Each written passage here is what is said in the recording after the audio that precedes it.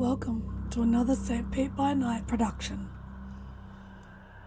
The following is rated for mature audiences and may contain graphic themes that will be distressing to some viewers.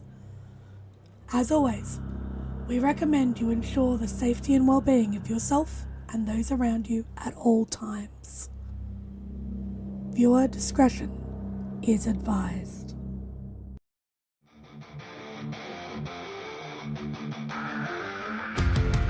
In the heart of night, we rise from shadows, howling at the moon, igniting our battles, cleansing Gaia of an endless fight, until our final days we will fight. Thanks, man, we stand united as one.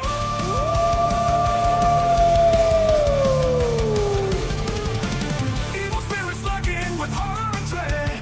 Little light leads us where the brave dare tread. Glory and honor, wisdom in our hand. Together we rise, take our final stand.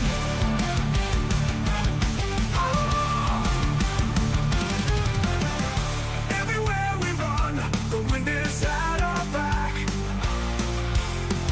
All the warm forces we will track. From the depths of the ocean to the clouds in the sky, vampires tremble as we learn to fight. Rage across Tampa, in this fight we'll stay. Evil spirits lurking with horror and dread. Little light leads us where the brave dare tread. Glory and honor, wisdom in our hand. Together we rise, take a final stand.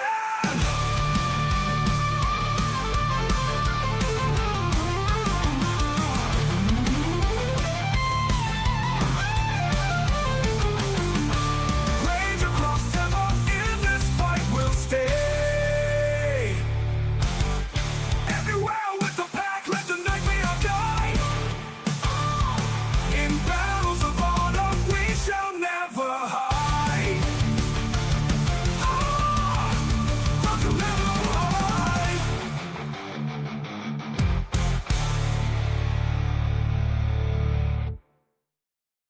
Good evening and welcome to the St. Pete by Night Entertainment Network. St. Petersburg by Night is an online World of Darkness role-playing community originated in St. Petersburg, Florida, but now spreading to the world at large. My name is Kent, also known as Misha Kent on all social media, and I will be your storyteller tonight. And it's Tuesday night. You know what that means. It's time for Rage Across Tampa, our Werewolf the Apocalypse 5th edition chronicle set in the city of Tampa, Florida, where the Sept of the Evening Star attempts to combat the forces of the worm, both physical and spiritual. But before we get to all of that, I want to remind everybody about all that cool social media you see listed down below that you should go follow to stay up to date with all things St. Pete by Night and, you know, all the fun memes we post and all the cool content that you have. But speaking of content, what you should really do is go support our amazing Ko-fi by following that link down below, because for as low as $5 a month, you can become a Ko-fi member and get access to all of the behind the scenes content that we make about all of our shows, including RBTs, including All About That Face, the things you don't get to see on screen all the time, including early sneak peeks, merch discounts, just all kinds of cool stuff that we're offering over there. So go support the channel and this program and the community by going and signing up for a Ko-fi. We really, really appreciate it. But now let's get to the matter at hand by introducing the amazing players that make Rage Across Tampa possible. Players, go ahead and introduce yourselves if you please. Hi, everybody. I'm Champ, Champagne, Irish for the kisses, whatever you want to call me, and I will be playing Aspen Wise, Violet Ox of the Silverfangs. Hi, everybody. I'm Nori. I will be playing Malicious Jester, the Black Fury Galliard. Good evening, everybody. My name's Preston. I play Jason Dreams and Decay Thorn, Theurge of the Bone Gnar. Howdy do, how are all of you? You may not recognize me. I don't recognize myself because I am freshly peeled. My name is Nick.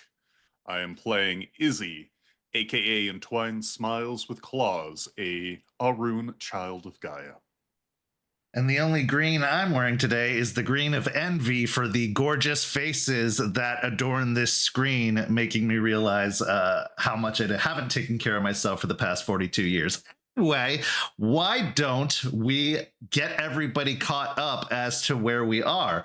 Last week, Isidoro had a formal reintroduction to Aspen Weiss, where he tried to make up for some of the damage that might have been done with the first impression he gave when he first arrived in Tampa. They had an interesting conversation about the past, the present, and the future, and got a little bit on the same page, I should say. I think Isidoro's showing a better version of himself to Aspen, but how that relationship continues to evolve, we will have to wait and see.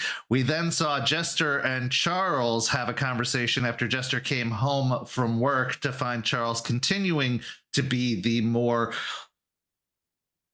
held up, walls up version of Charles after all of the emotional beatings he's taken lately.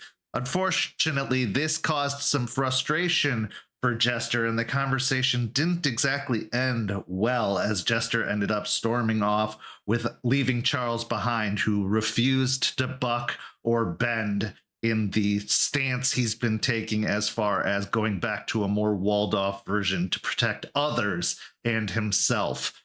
We then saw after the break Jace and Izzie head to Orlando with Moses to try and find any assistance they could in getting the staff broken or disenchanted, so that it could release the Fae god known as Ishu inside of the staff to allow them access to the dreaming. What they found was a magical, mystical wonderland of a library positioned within a small bookstore in Orlando that ended up being a lot larger and interdimensional on the inside than expected. They then eventually met the librarian, Michaelis, who was apparently Moses's teacher from many, many, many years ago.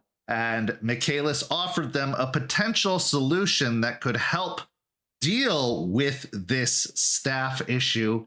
It would only cost them each a memory, in hopes of restoring Moses's memory that he had lost all those years back, so that he could undo the damage that had been done by the staff by removing the enchantment on it and destroying the staff safely without potentially destroying reality in the process.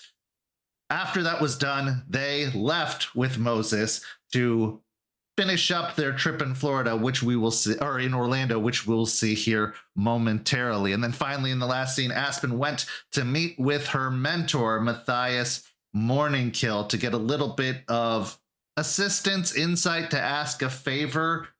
What she found when she arrived at Matthias's was another Silver Fang by the name of Victor Iron Oath Volkov, who came from the Sept of the North Country, seemingly having been Charles's teacher from his birth, I suppose, for better or worse, and the reason that Charles is the way he is today. However, they had a very pleasant interaction, and Iron Oath looks forward to meeting with Aspen in the future to discuss an arrangement and to learn more about what they are doing here in Florida.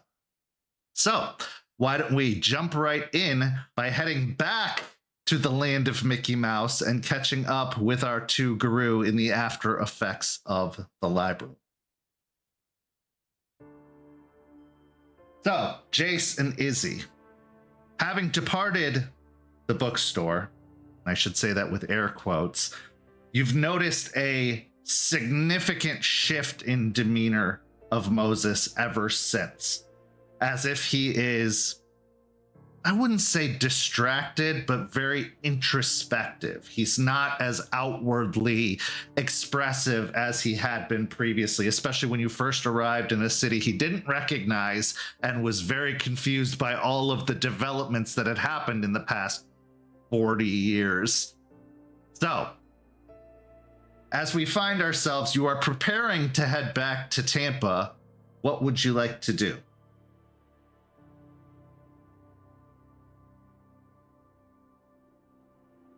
we'll wait around and just make our way as we're making our way back towards the vehicle. Jace will be rubbing his hands a little bit, walking back to where they had parked.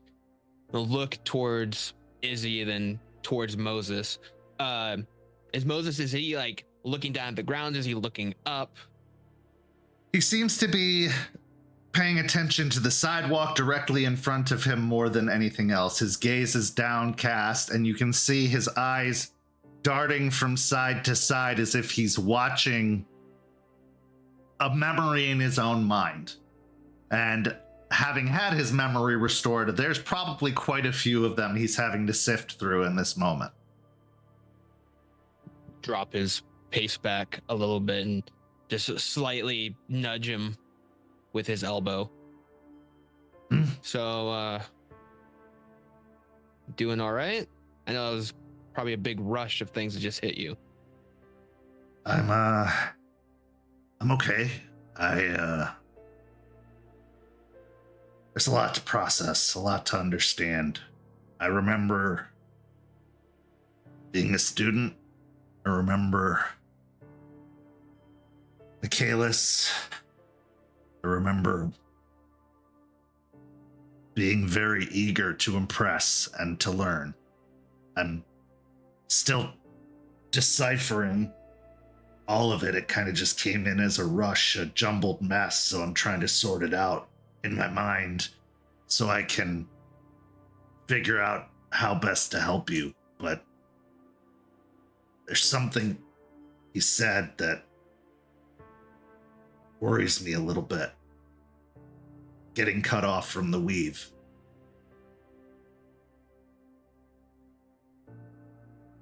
Yeah. He said that has to come with a price for the actions that were taken. Sorry, man. No, I get all that, and I understand, and it's probably for the best, but what am I without that? Who am I? As a point of order, I assume when Preston, you said Jason sort of falls back, it's not far enough for Izzie not to hear, right? You're not trying to be hush-hush? Yeah. No. Sort of leading the charge along the sidewalk, he'll cast his head back to the pair and out of the corner of his eye go, "Hey man, being a neighbor seems like a very dangerous line of work, and if you're nothing without your naming powers, I'm sorry to say you probably don't deserve them, right? Not to be too harsh, because the namers I've had to run into were considerably less stable and more cruel than you, so if it's any consolation, I think if anyone deserved to bend the weave as you do, I'm glad you're at least considering making the decision. Because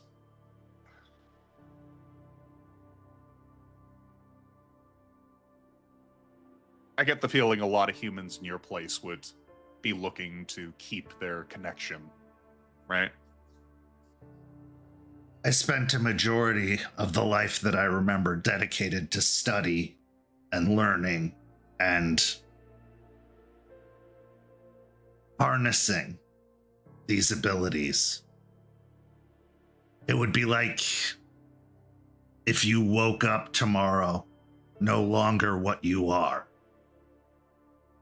You have all this knowledge of what it is. You have all this awareness of what the world is really like around you.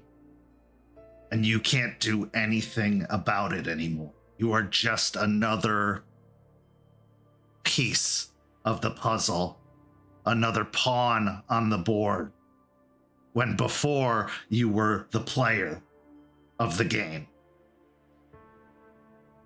Your role changes. That's it. You are still you. The knowledge that you have, you can still implement that within life. Everything that you are aware of, everything going on, that is you. Everything that has happened is you. Just because you have this power, that does not define who you are. Just like Izzie said, your name being what you do doesn't make you the man that you are. Jason is right. He brings up a good fact. Even us, who we are, as you say. I can't speak for Jason, but I can speak for myself. If I fell to Hirano, or I lost my connection to Gaia, if I continue to know what I know now, I'd be looking for other ways to help. What's Hirano? Right. If I lost the will to fight, we'll put it that way. I think it goes without saying that knowledge is power, but knowledge is also a liability. And before, I knew how to defend myself and the knowledge that I kept. I knew how to stay safe. Now, all that knowledge is a liability. And if anyone with any kind of influence finds out the things that I know, they'll want to see me gone. And aside from that, I don't even know what's going to happen when I get cut off. Am I going to go back to being a insane, doddering fool wandering the streets, trying to find where my next meal is coming from? Or maybe not even aware of or caring? Or am I going to become a vegetable? Because a lot of the will of the weave comes from the mind. What does that mean? These are hard things to answer. And bridges that we'll have to cross when they come up. But I can tell you that you won't be doing this alone. I found you once. I'll find you again if you go wandering as a buffoon once again. I'll bring you back. And you don't have to worry about going back to a place that you were at. And as far as people of influence, fortunately, you know a few of the people who have some influence. If you are wanting somewhere to be safe, I have a few connections. I'm making people disappear. If you want to be gone, if you don't want people to be able to find you, you can make that happen. Now, with that would cut off everything. Anything that you knew, all that would be gone, even the connection to me. You would be removed. But if that's something you want for your safety, I can push for it. Jace, there's only been one constant throughout all of this that I can remember clearly, and that constant is you. You've been a lighthouse in a very cloudy and foggy storm, and with these memories returned, with my mind strengthened once more, I can see how much effort you've had to put into taking care of me, watching out for me. You're young and full of possibilities and opportunities. You shouldn't have to look after me. You shouldn't have to make me a priority, considering I know all the other things out there that you're facing and dealing with.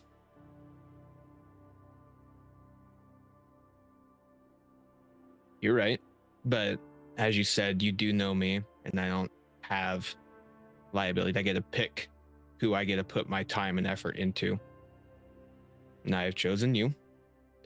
Or I more stumbled upon you that day when you're picking up trash. So, unfortunately, we're stuck with each other here, bud. I wish I could say that you stumbled upon me, but I was there, I suppose, in a way.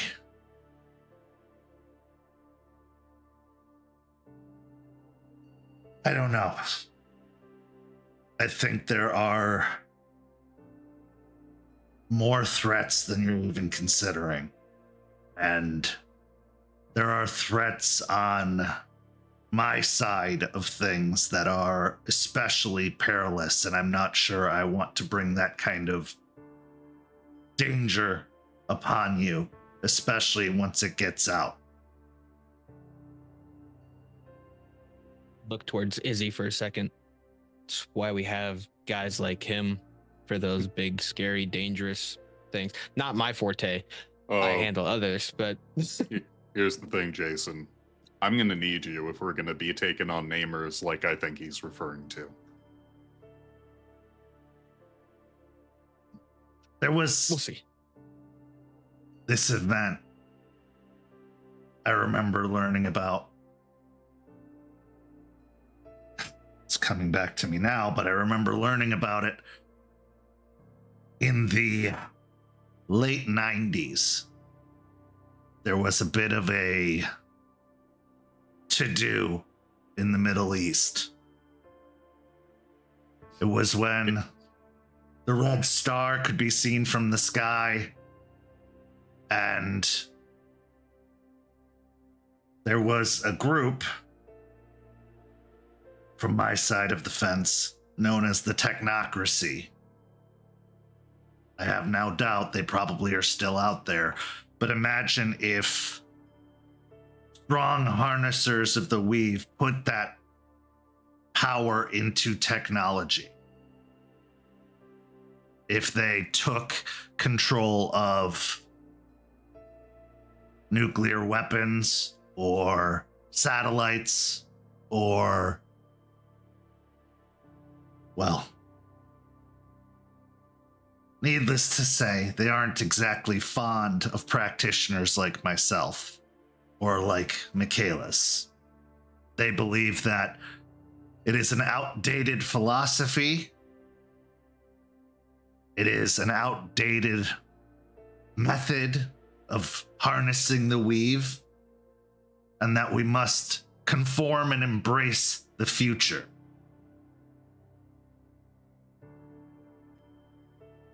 The problem is, the kind of power the weave harnesses is timeless. Doesn't understand evolution or growth or development. It just is.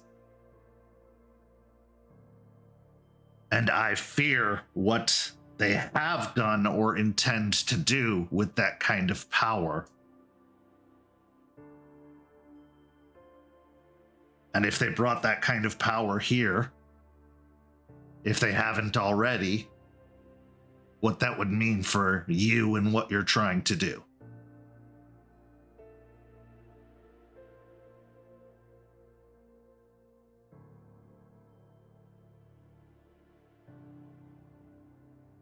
I don't know anything about this technocracy, but Jason. I don't know if Charles mentioned he was one of the people who helped kill the namer I came across one time. I want to say it was Carson City? It was Nevada. Piercing Moonrise Pack a number of years ago. I think it was still within our first year of being founded.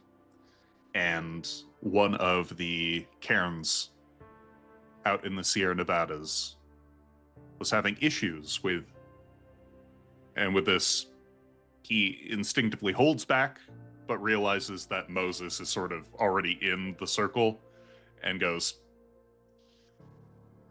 it was having issues with a lot of the spiritual energies, as I'm sure you can appreciate, being sapped by namers, specifically a namer. But it wasn't just like Moses or even Michaelis. I don't know, they had like a force field around them. It was like blocks wide. Wherever they went, they did two things. One, anything related to the Umbra was sapped clean. Just. Two, any attempts at things appearing out of the ordinary were muted. Just grayed out. No violence, but no color either. It was like one of the film noir detective-y things. And it just moved with them. And you would walk in, you or me, we would not be Garu. We could not shift. We were just, I don't know, disjointed from the spiritual end. And Charles managed to we couldn't.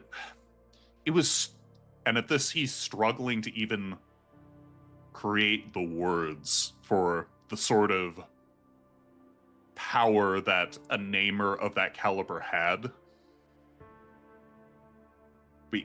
We couldn't shoot them or punch them. It was like every attempt at action was gone. Just didn't happen. The impulse wasn't there, or it never initiated to begin with, and it was, coming from the Arun, terrifying. So if Moses here is saying there's a bunch of techno namers who apparently are in the vicinity of trying to mute us out, if it's anything like what I saw in Nevada, we're gonna have some issues. That's just a taste of what they're capable of. Bending reality, using technology as a source of magic.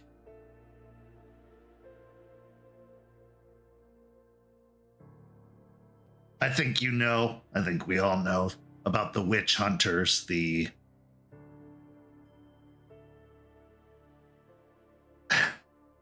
pale in comparison to what the technocracy is supposedly capable of. There's a certain responsibility that comes with what we are, what we do, and I realize that's very hypocritical coming from me. But I was young and I was ambitious and I was foolhardy, to be completely honest. But they don't have the same kind of qualms about responsibility. They believe in a certain element of control. They believe in continuing to explore and harness what these things are capable of. And a lot of what they do flies in the face of paradox.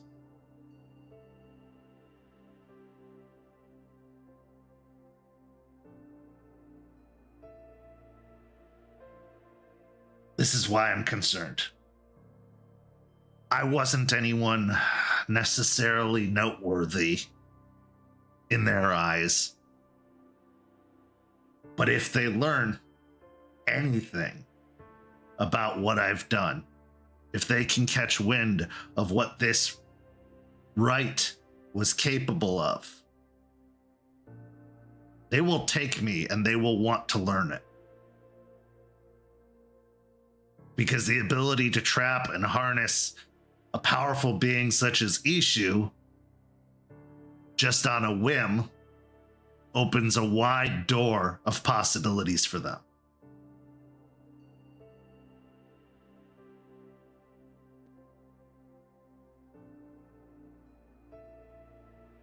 All right, Moses, where are you trying to get at?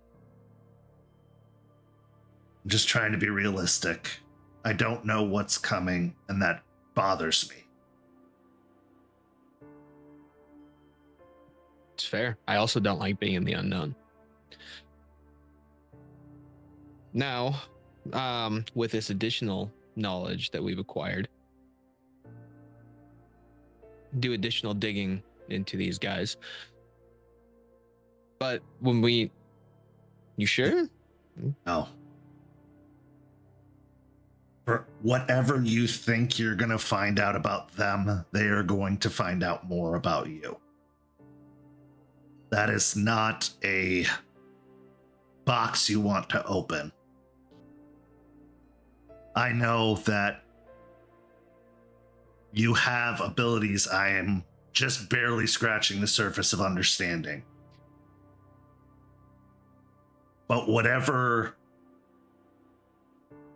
pride or belief you have, if you dabble in technology at all when looking into the technocracy, they will know.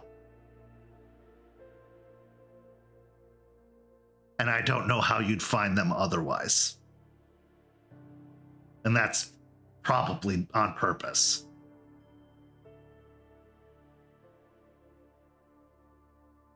If you thought Anonymous or QAnon or any of those were powerful or strange, you have no idea.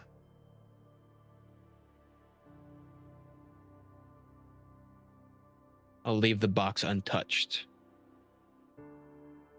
for now. I it's gonna be a itch that's back there, but I'll for your sake, I'll leave it untouched. Hey, Jason, look at it this way. If it's as bad as we all think it is, that means when we stop the apocalypse, it's not going to be a big deal, right? Right, yeah. They're probably already aware of you. They just don't view you as a problem. At least not yet. And I hesitate because I don't want to make them a problem for you. I don't want to be the reason they become your problem.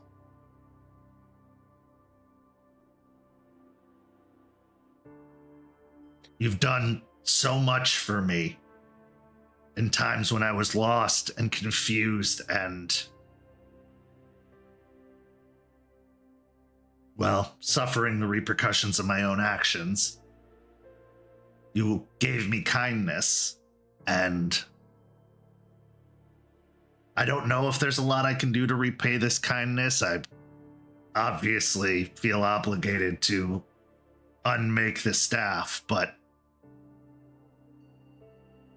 I think the only thing I can do other than that is put some distance between me and all of you, so that if they do come looking, at least it won't be near you.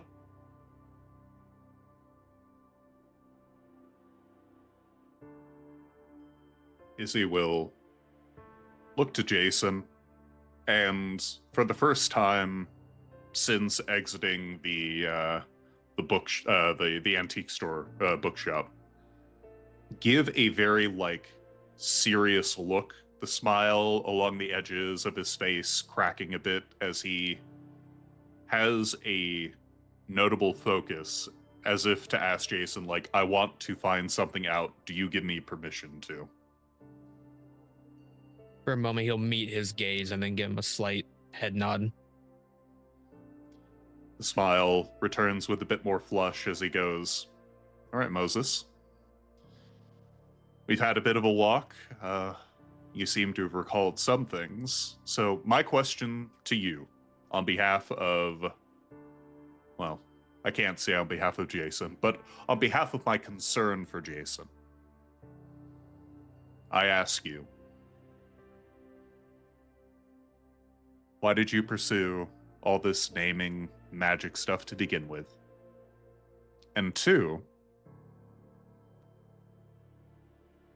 when push comes to shove, are you willing to die for what it is you're trying to accomplish now?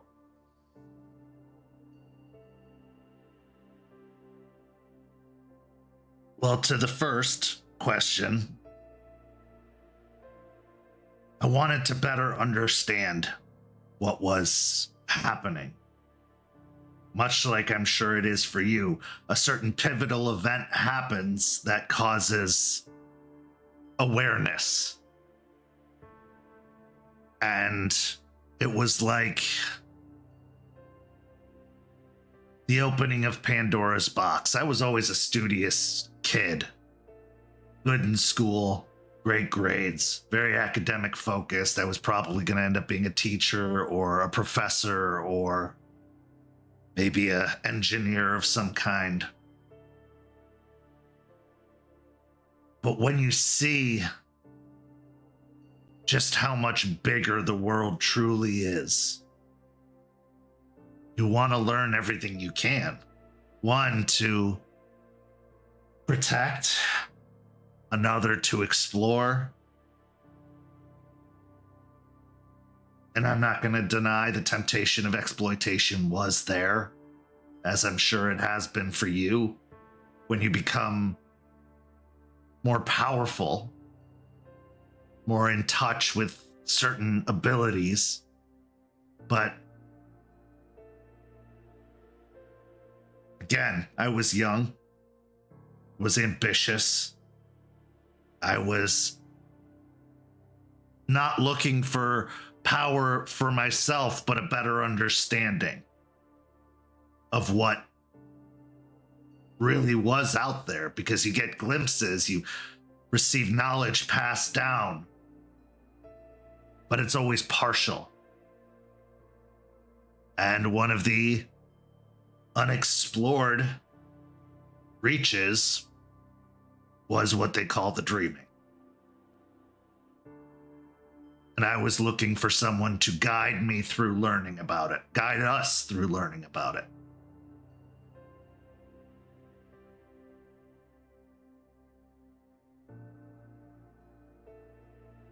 Of course, that was a lot harder than I imagined it would be.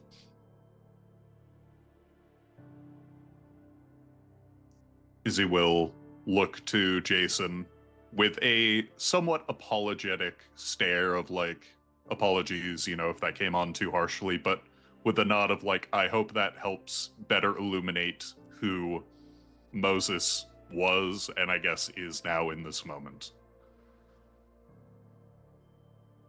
As for dying, in a way I already have a few times by now. By the creation of the staff and the loss of my initial identity to the removal of the staff and this cloud, this haze I've been living in up until this day. Death doesn't scare me. Being the reason others die does.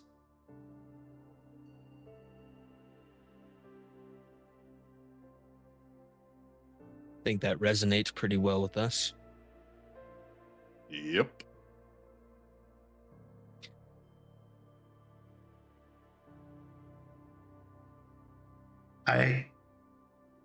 I'll need time to think and put all this back together. I haven't even gotten to the part where I make the staff or what I learned to be able to do it, but at the rate it's all coming back to me, I don't think it'll be too long. Well, if you need literally anything, you just got to reach out. Once we get back into town, you get settled back in. If you need time, I'll give you that. Not a lot, but I can give you some. But if you're needing materials or additional, I don't know, do you tomes? I don't know if those would help. I don't even know how to get those, but I can look into it. No, I think I have everything I need. I just need to recover it. It's primarily, when he taps his own head, it's up there. It's behind walls and walls of static and noise. Unfiled. Yes. But it's there. I just need to remember how I did it. And then I think I can figure out how to reverse the process. Well, for what it's worth, I appreciate you going through it. I know that there's a big cost for you to be able to do it. If this was my life's work, as it seems to be, considering how much older I am now, and being cut off from the weave means that the end is a lot closer than I'd like.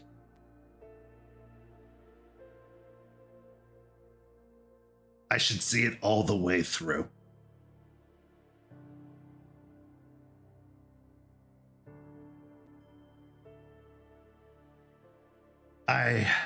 For what it's worth, I'm sorry that this was thrust upon you, that this whole mess had to come knocking on your door.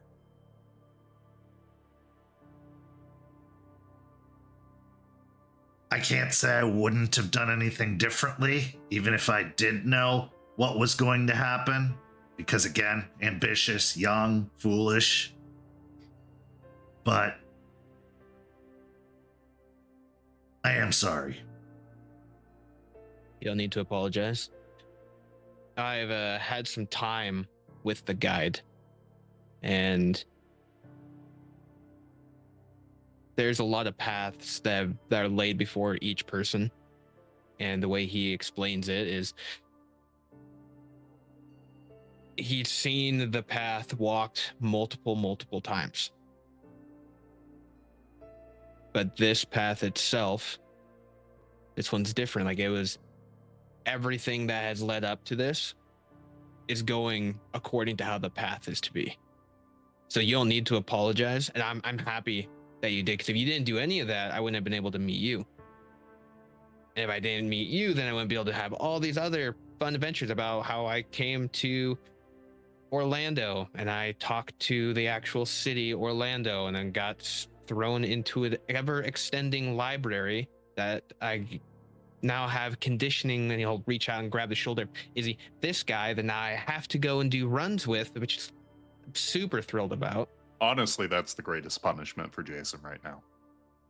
If there is a sin to Yippee. bear, it's to know that his cardio is yours. I sit down and I do things, all right? I don't need the Uh-huh. running aspect of it. It's not my job.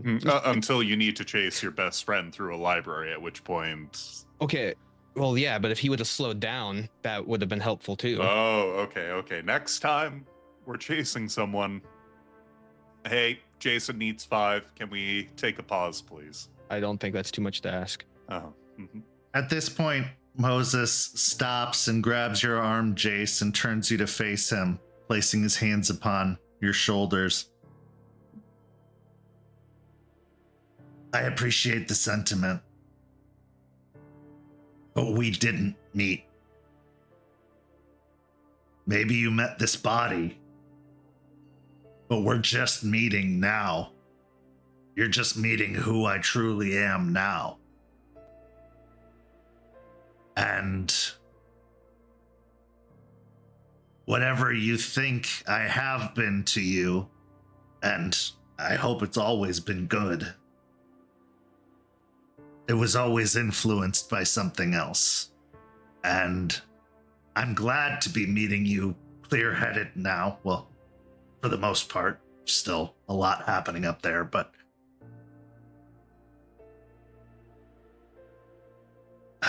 I'm just glad he was good to you and helpful to you. And I'm sure frustrating at times to you as well. But that wasn't me. That was whatever he was in me. I think of you fondly because when I was lost, you were the only thing that cared. The only thing trying to help.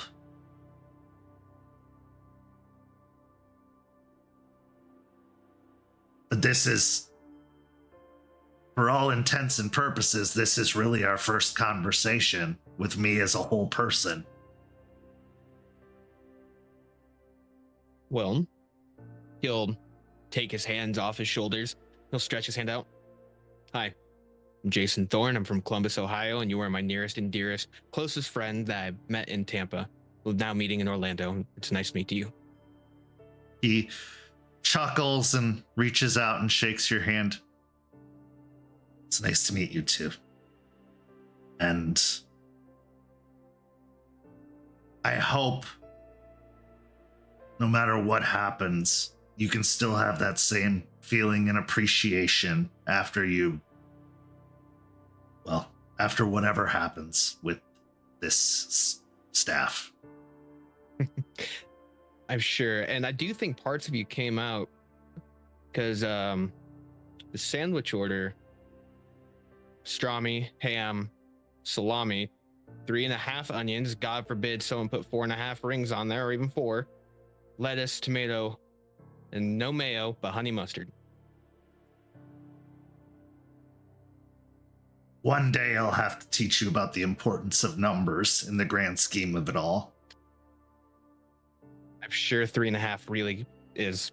I didn't ever tried it. I just put the onions on, but God forbid there was 4 on there.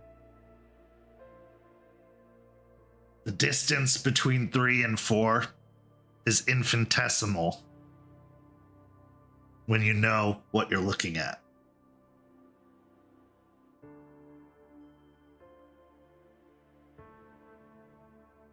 We can get into that later and what all that means. I was more just talking about food. We don't need to go into math. We have Izzie here, and I think it just goes over his head, and that's just not fair to him.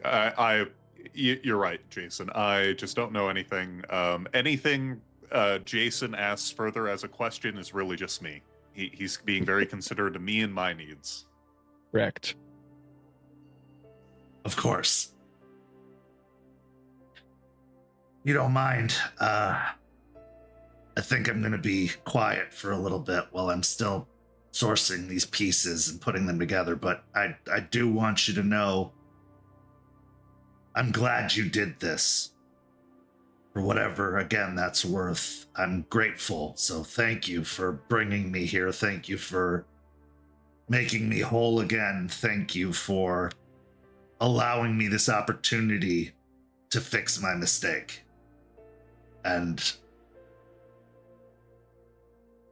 as much as there is a great deal screaming in me to run from this, run from the idea of being cut off, I think the one thing I don't want to run from is this friendship, how much it's meant to me, and making things right.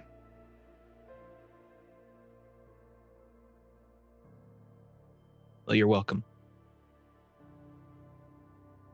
He gives a soft smile and nods his head and then begins walking again along the sidewalk, this time falling into silence as he retraces your path back to the vehicle.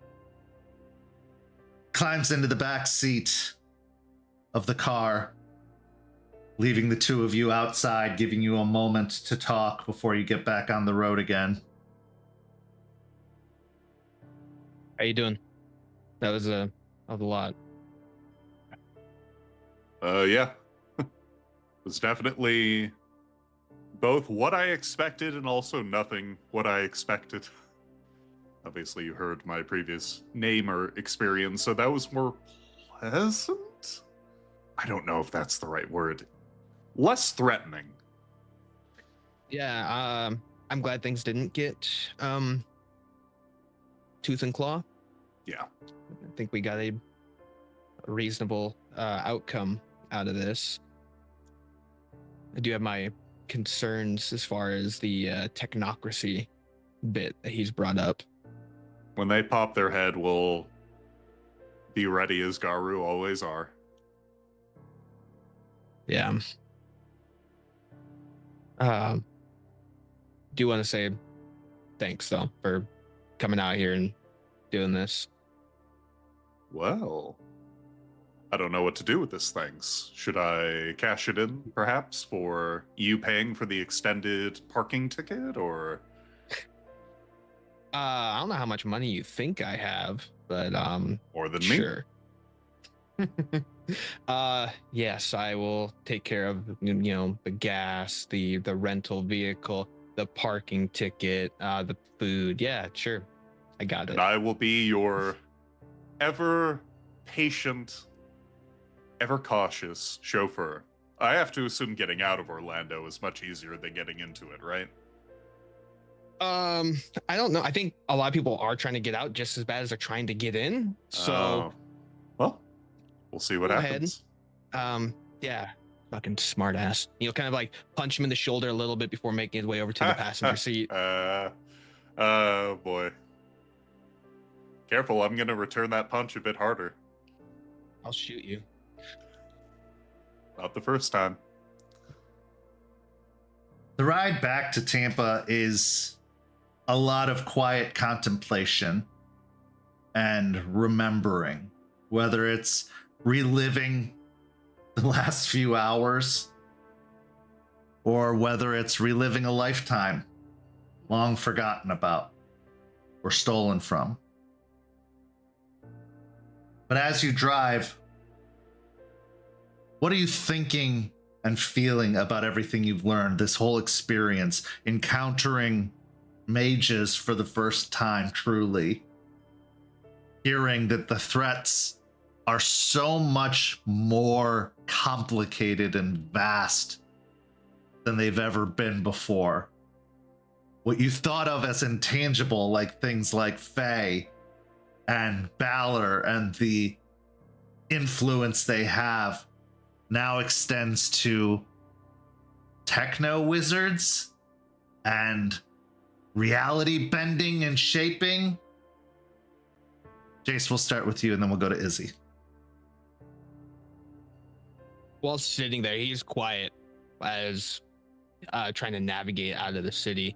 The world itself just gets bigger and bigger, and there's so much more into it than he realizes. And the aspect that Moses giving him a heads up is huge, but he has a concern that Moses is scared about if he is to make it through this process, about these guys coming after him and using that knowledge to possibly entrap Ishu again or any other being like him. And he's not sure how he can help combat such a force. But with everything that Jace has come through, he just tries to roll with the punches as they come up. Worrying about the bridges that aren't always connected up ahead is just going to cause more issues. So he shakes it off and just kind of looks out to the overall landscape of Orlando, trying to find his peace again. And Izzie.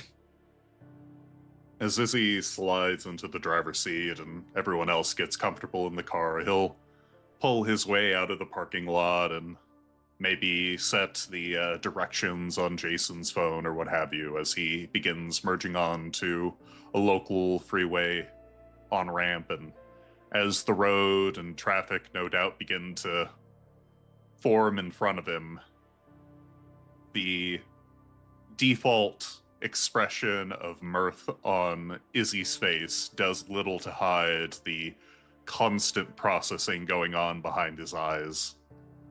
He doesn't have the history with Moses, he only has his previous relationship with Jason. And a lot of what he just did, he feels like he would never do if not for the fact that a fellow Garu asked for his assistance and needed his aid in the moment. He was completely uncertain exactly what Moses would be like after getting his memories restored. That was one of his great fears of what if he's just like all the other namers he's heard of.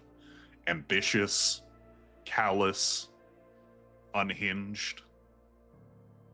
But seeing him with the way he answered, seeing how Jason seemed to connect with him, that fear has been put aside for the much stronger one, almost as if a small sedan being replaced by a 18-wheeler in front of technocracy, if the word can even be spoken by Izzie without sounding stilted.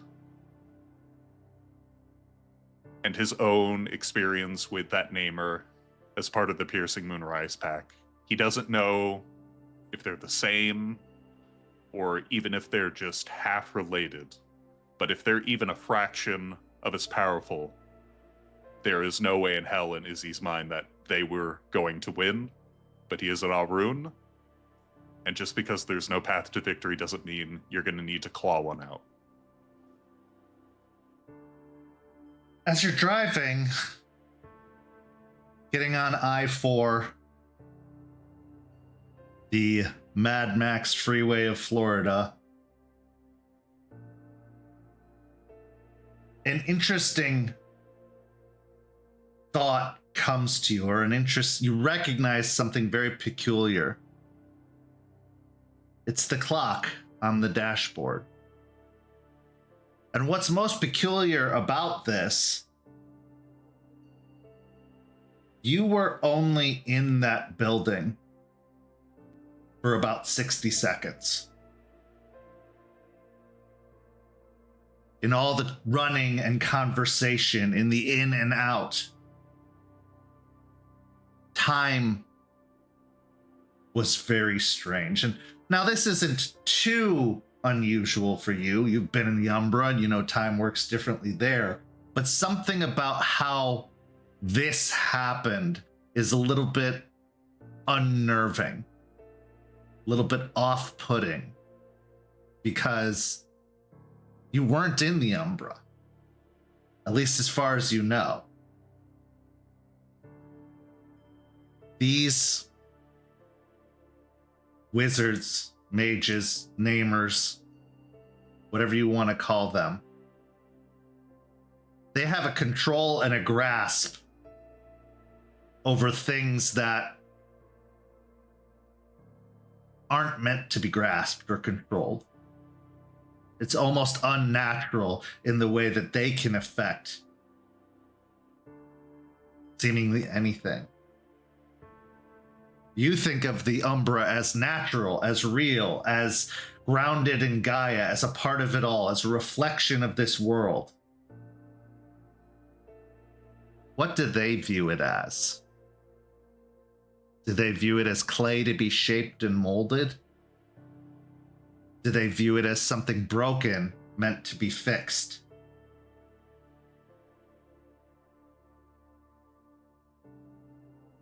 Speaking of broken things, let's move on to our next scene.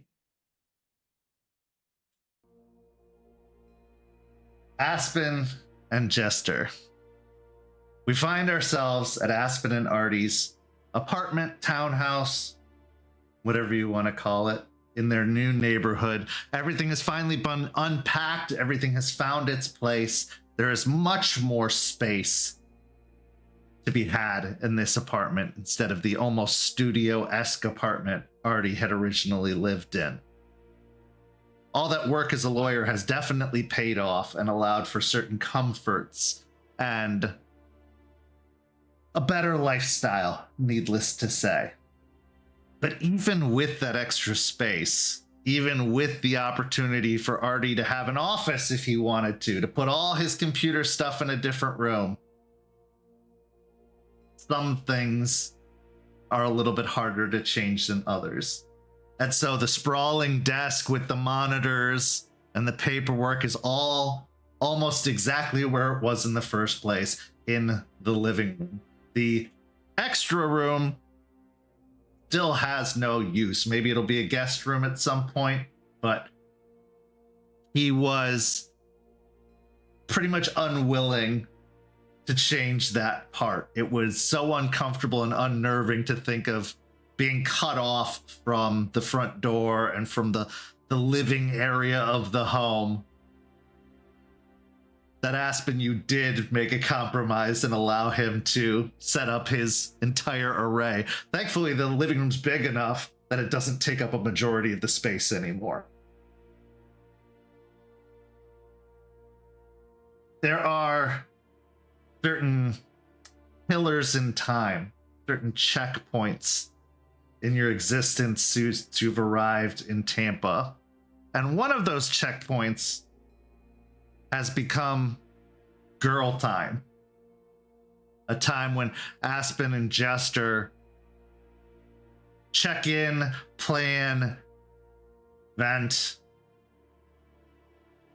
And it just happens to be that time again. So you are both in the living room. You already have your water or coffee or soda or whatever it is. Artie has left the house, giving you space, as he knows when these moments come, it's a moment for privacy and no interference. And so as you sit, two friends together, the scene is yours. Aspen will be sat on the couch, legs crossed, with her mug in her hand. There's very few people she really just unmasks with and gets rid of the professional air, and that was Aiden. That's Artie, and now that's Jester. So she's just kind of comfy, mug in hand, blanket on the lap, just sitting. Jester has come in something pretty like comfortable, like shorts, like raggedy t-shirt kind of thing, and just kind of flops on the couch, mug in hand as well, just like, hey. Hey. Aspen, give me a wits and insight check really quick.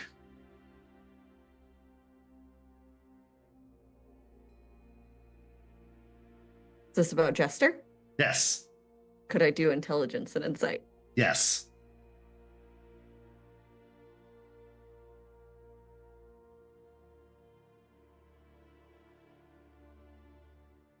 Four.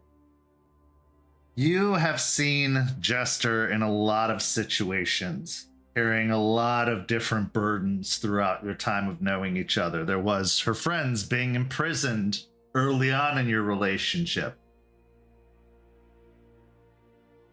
Today, she's carrying a different kind of weight. You could tell that her life for the past couple of days has been dramatically altered. Something changed several months ago, and she's been a little bit more of a pep in her step, a little bit more lively, a little bit more indulgent. But something must have happened recently to change all of that, because she seems off. And you've spent a lot of time with her, but this is noticeably off in a different way than it has been. It's not the burdens of the war on Gaia that are wearing her down. Those are just kind of constant. But there's something about her posture, even about her look, that feels off.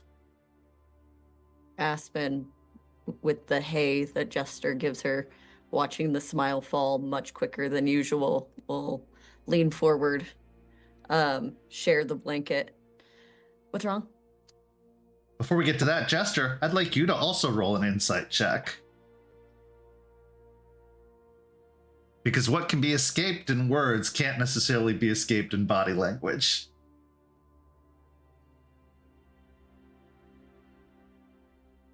I got 3 successes. Aspen does a really good job of putting on a very professional face when it's called for. But you've also seen her struggle. You've seen her mask. You've seen her in denial or hiding from certain truths, certain processes that she needs to go through.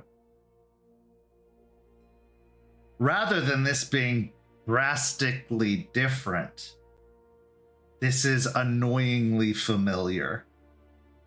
Something happened to Aspen and she is not dealing with it. Very much reminiscent of the time that Artie had to leave. Anyway, continue.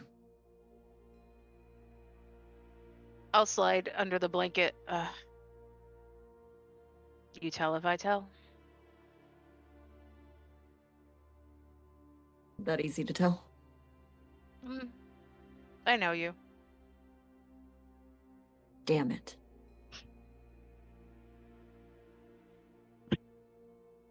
Why are men, especially the men in our pack, or in our sept, honestly, except for maybe Artie and Larry, they're fine, and Terrance, but he just showed up, so I don't know.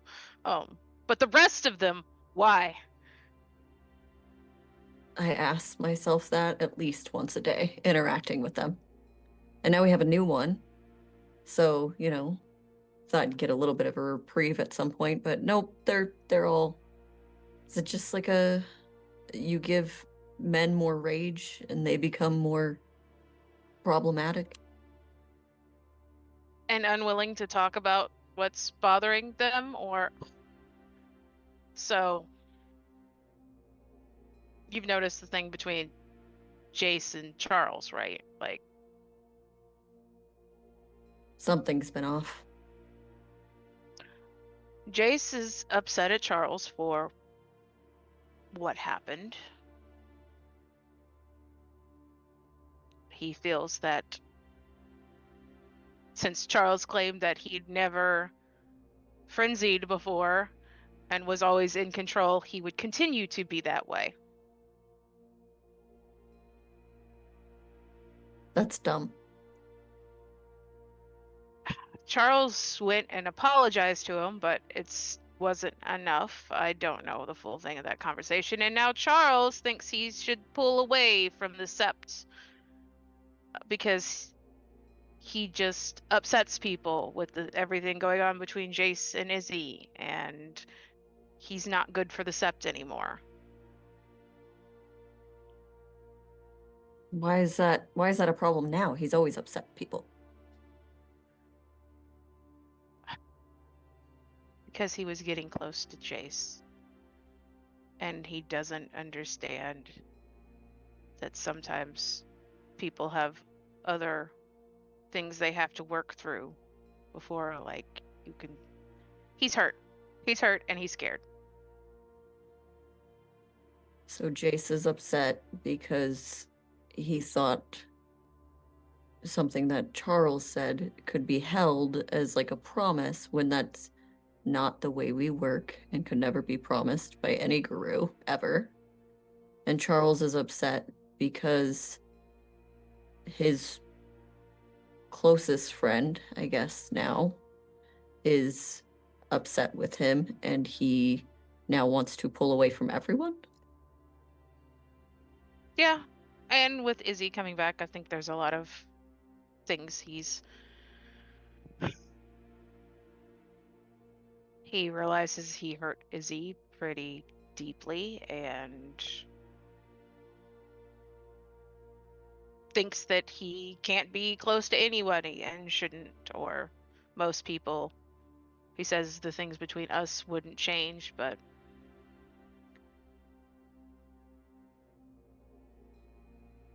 That's Okay. like saying, oh, I don't want to be friends with your friends, but that won't change our relationship at all. yeah. It doesn't really help that I was the reason he lost control. At least to me.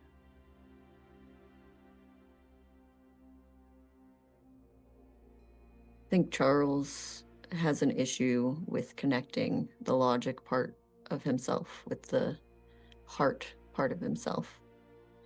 He thinks that logic is the only way to go about these things when you have to actually feel your way through it. And I don't think he likes feelings sometimes. He spent so long burying feelings, trying not to feel, that he doesn't understand how to deal with them. He's much like a child when dealing with that part. It's like a muscle that hasn't been exercised. I mean, I can't completely give him much problems. I'm not the greatest at it either, but he did, well, chloroform me, put me in the back of the car, and kidnapped me and put me in an empty room to tell me that I had to deal with those feelings. So, practice what you preach, I guess. I did yell at him. I told him to be a man, pull up his big boy pants, and go to therapy, kind of. I'd said the same to Jason, nicer way. I kind of exploded on Charles. Probably shouldn't have. Now it's kind of awkward. It's a lot to deal with that when there seem to be moving forward in that regard. But how are you feeling? Not great.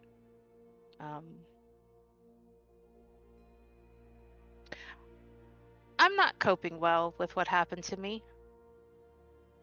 And I don't know how to explain it other than that. At Piney Point. Yeah.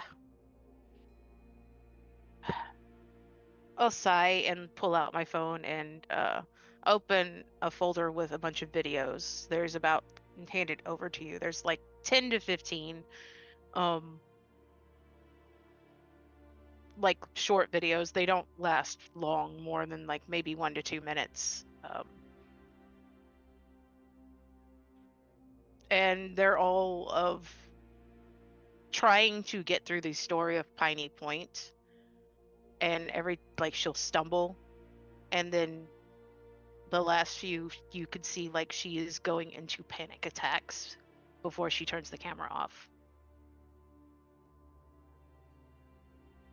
Aspen will stare at Jester, them. even as you are trying to reveal it, you can't help but remember that feeling of something inside of you erupting outwards.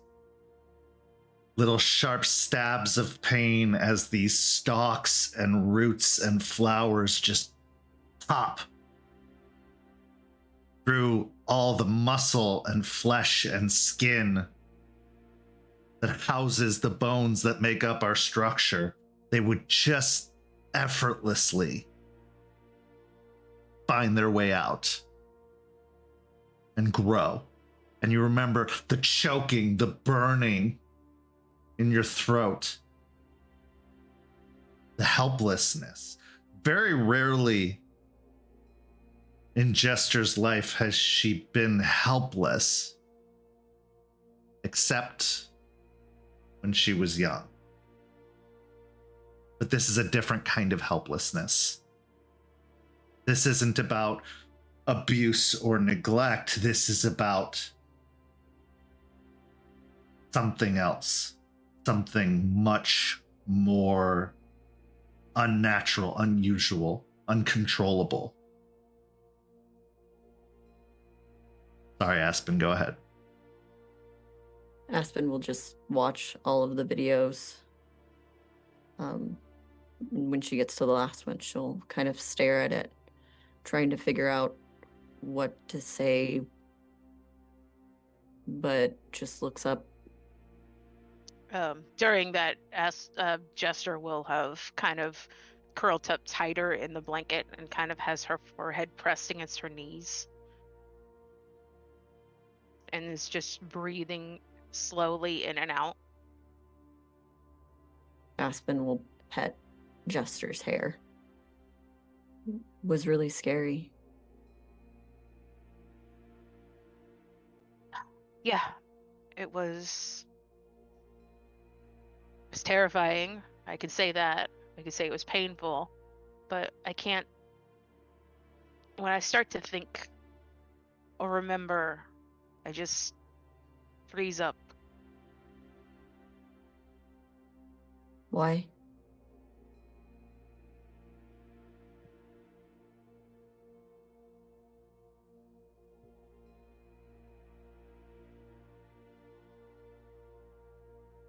It's not like anything I've ever experienced.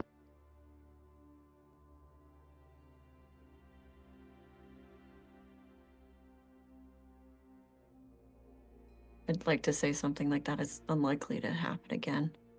That was a weird, different experience that we went through at Piney Point. I can't promise that something strange like that won't come up, but I don't think that that person is taken care of.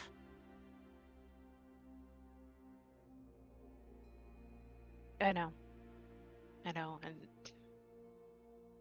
honestly, I should start probably talking to Artie about it and seeing if he can help me work through it, since he knows things now. Yeah, all those tools in his toolbox, as he likes to say. Yeah. Jester, you say those words, as if it's a solution, as if it's something that's going to be fixed. But then as you think about it more and more, that kind of power came from somewhere. It came from the land of Fae. It came from the dreaming. And while that particular satyr was problematic and bad, they were a representation of something, of a cult. So while that one individual may have been dealt with, how many more are there? And where are you most likely to run into them?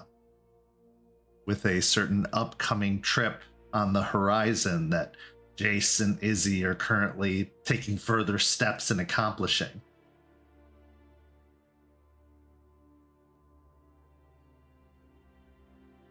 Take a long, deep breath. What about you?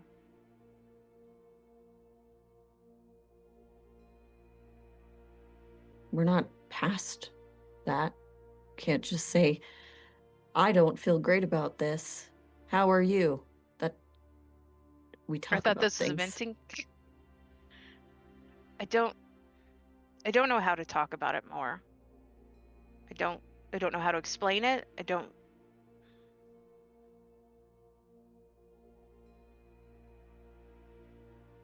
What could help you?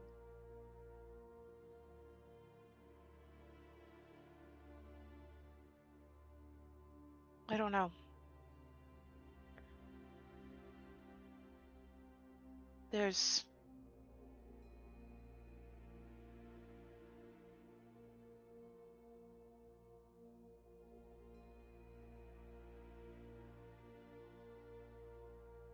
I don't know what could help.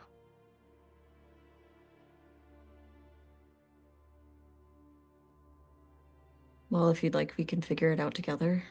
I know Artie's much better at this than I am, but where those fears come from, they've got to come from somewhere. Of course, it was already scary, but for it to affect you this much, we've been in scary situations before.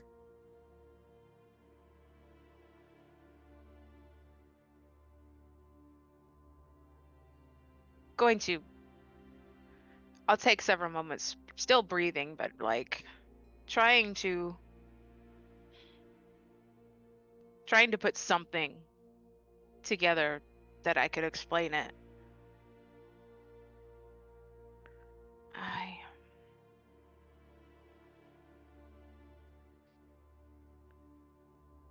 I'm used to fighting, getting my ass kicked a lot. It's kind of a regular thing in my life. That I can understand.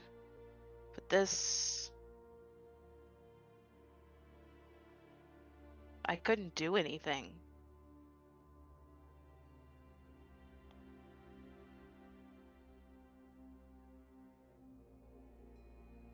Felt helpless. Yeah. I get that. Aspen, at the mention of helplessness, you can't help but think about your most recent event of feeling helpless, watching massive wolves dragging a poor young man, your charge, away as you could do nothing but speed off for your own safety and the safety of Artie and Regina. What could you have done? What would you have done that wouldn't have just ended in you joining them in whatever fate befell them? But they were your responsibility as a kinseeker. You don't even know how it ended. Not for sure. But it didn't look good.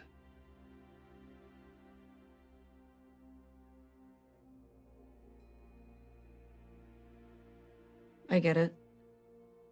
I get feeling helpless in situations and not knowing what to do or not having the ability to do anything.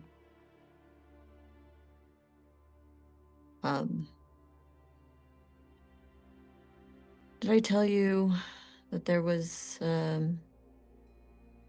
pretty sure I did, a guru that I was, potential guru that I was looking into watching? Yeah, you mentioned it. You mentioned at the meeting that, well, if something happened, obviously. I went to go talk to him, find things out about him, have some conversation, but Kyle and Victoria showed up. We were playing pool. I managed to get him away from them, but as we were walking the streets, they had more in tow. They all showed up, ready for a fight that we weren't prepared for. And I tried to just, get back to Regina, to Artie.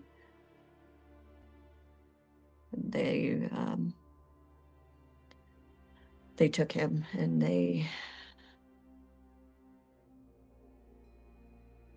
worst case scenario, but they look like they ripped him apart.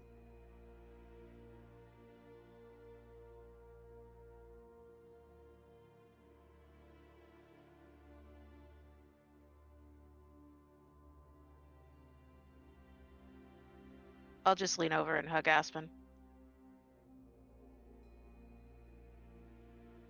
I could say 1,000 words about how terrible that whole situation is, and of course, I kind of want to get up right now and go kill them, but Me too. It's part of the problem, is not being able to rectify it or even find out what happened because there's so much going on.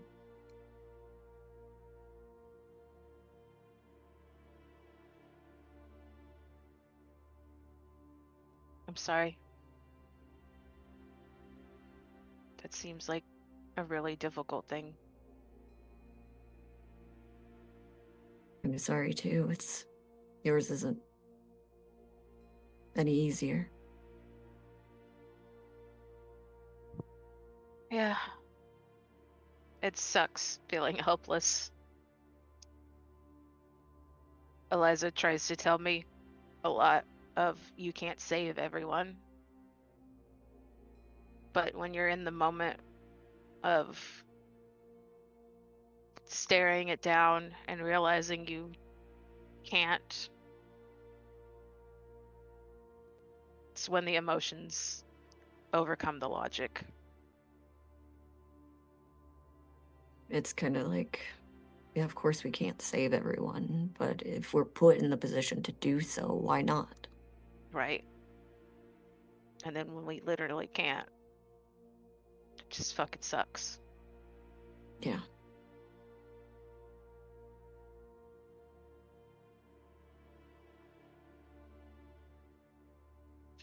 We're a mess. Yeah. I think we're an entire sept that's a mess, just trying to figure out.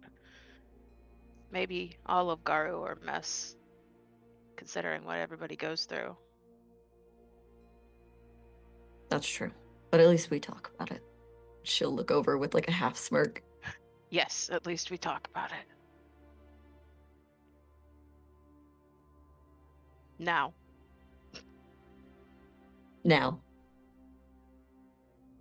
What do you want to do about the Charles situation? I should go talk to him. Sit down and talk to him. Like soon, or do you want to let him wallow, I mean, I'm gonna probably let him wallow for the night, and I'm not leaving our girl time to go talk immediately, but Probably soonish. That's He's fair. kind of going through enough emotional torture with Jace and Izzie being mad at him, and yeah. Yeah, to their credit, he kind of has been a huge pain in the ass lately. Our entire apartment is just sparkling, though. I hate it. Well, that's so unfortunate. I'm so sorry for you. It feels like a museum and not a place to live. That's fair. Does it seem like he's reverting because of everything? Yeah. Going That's to a what it feels place like. that feels familiar? Absolutely. He's withdrawing. Like I said, he swears like it's not going to affect us, but I don't think he understands it already is.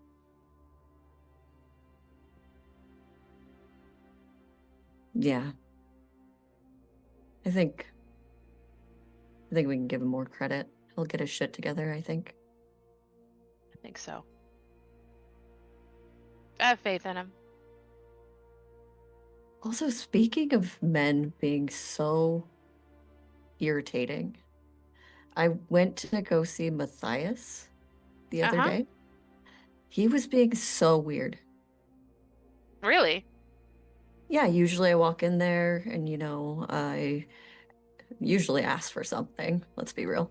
But I talked to him about my issues, and it's just nice to have an ear of somebody who kind of gets the whole of it all. And he was just, I don't know, jovial and slightly not dismissive. I don't really know what to call it. He was just off.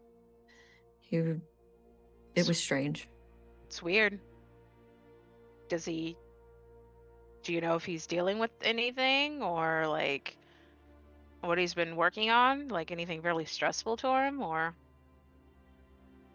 I mean, I'm sure doing things to kind of help the new nation is difficult and causing problems. But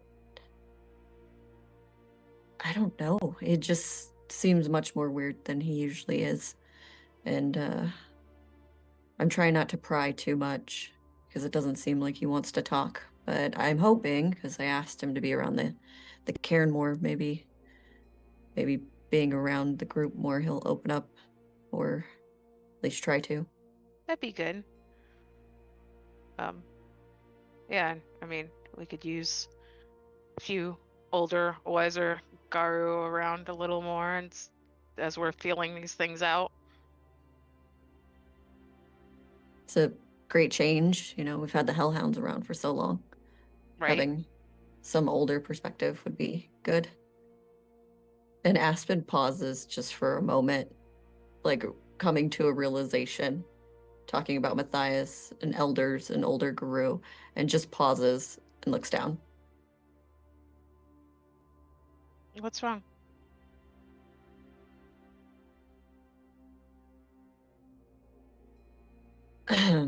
She grabs both of Jester's hands, both of them.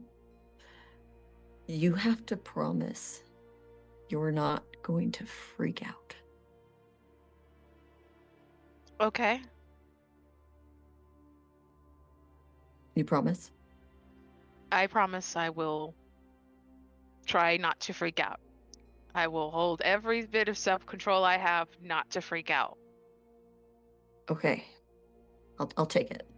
While I was going to talk to Matthias, he had a visitor. Oh. He has a lot of visitors lately that we don't know about until like you show up and they're there or something like. It's either great timing or terrible timing. But it's something. What's the bad version of serendipitous? It doesn't matter. It's fine. I met a Silver Fang by the name of Victor Volkov. Iron Oath. Okay. He wanted to speak with me in about an arrangement or a meeting to discuss some things. And from talking to Matthias, I was made aware that he is in Charles's history. He was Charles's mentor, trainer. I will blink a few times as I am processing this information. I squeeze her hands just a little bit tighter. But you Jester, don't know. give me a Go ahead. composure and resolve check, but you have an additional die because of Aspen's assistance, keeping you grounded, squeezing your hands, trying to keep you in this moment, not letting your mind wander too hard. Oh, what is my rage at? 1. Okay. That might change depending on the roll, but Mm-hmm.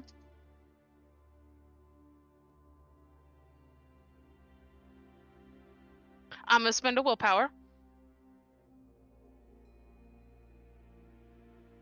I got 2 successes. Charles has always been rather secretive about his life, but there have been bits of information that have slipped through the cracks, and the closer you've gotten, the more your relationship has become serious and bonded together. A little bit more has started to seep its way to the surface, willingly rather than unwillingly. But there's also still a lot of assumptions to be made based off of what you've learned. He had his first kill at the age of 9.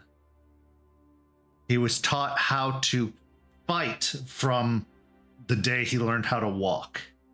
He didn't grow up with parents, well, not in the traditional sense. They existed, but they were quickly compartmentalized so that he could focus all of his efforts on being the heir.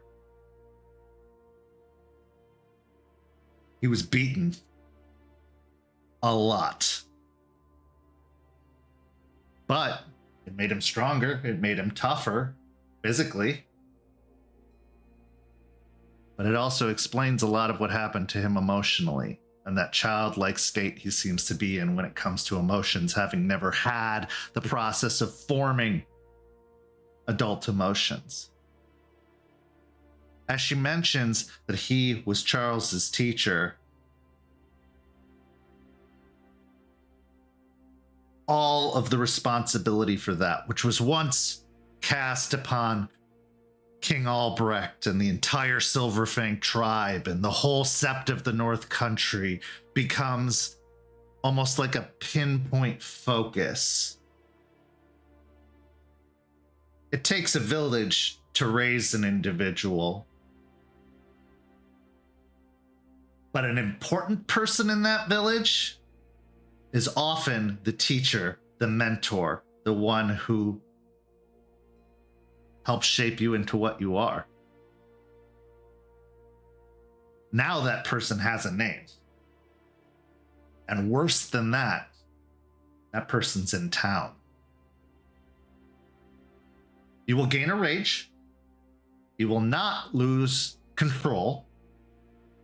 But you are most certainly not pleased with this development. As you're squeezing my hands, I will take a long, shuddering breath, but okay. And you don't know what he wants other than some sort of proposal. I'm not sure. I'm supposed to have a meeting with him at some point when I can find time. I debated and saying anything, but I definitely wasn't going to tell Charles right away. It sounds like he's going through some things, or seems like he's going through some things, so I don't know how he's going to be affected by it.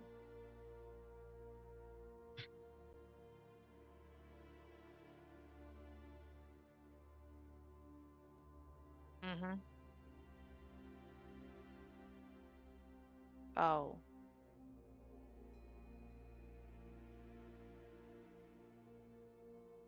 I'll keep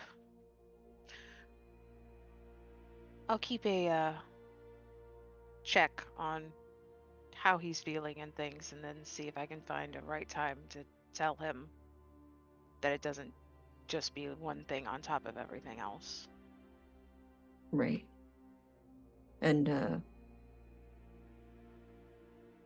with me and all of this, I can't say no to a meeting. But I do know that based off the tiniest bit that I know about Charles's past, it could be problematic. And I just want you to know that I don't condone what he's been through, being raised as a soldier. Thanks for that.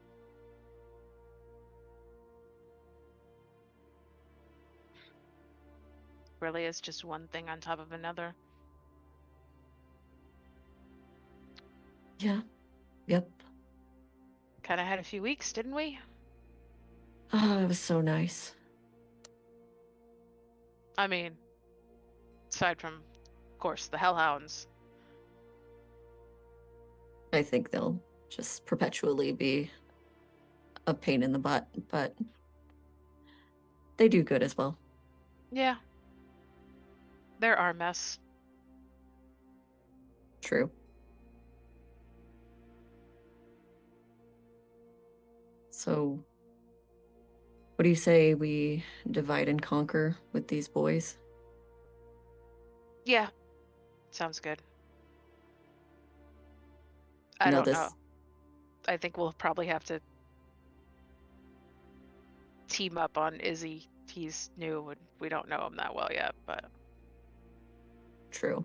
And not to sound like I'm bragging, but I thank Gaia more and more every day for Artie. he really is a gem. One of a kind, He's the best of them. right?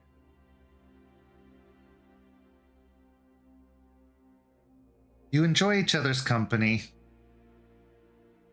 for a good majority of the afternoon.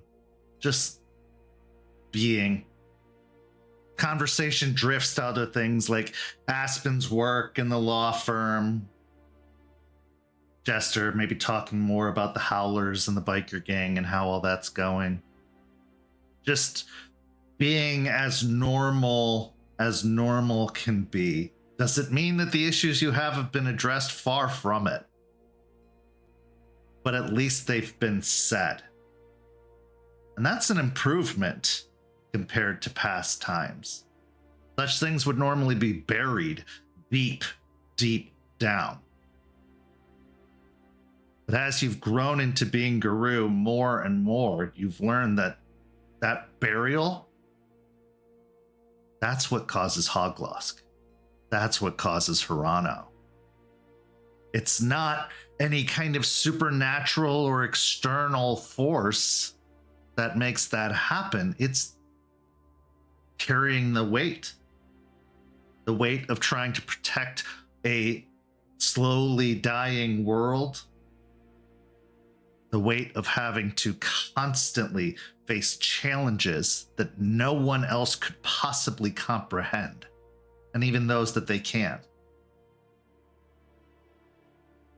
And the weight of trying not to be a burden to everyone else that has burdens of their own.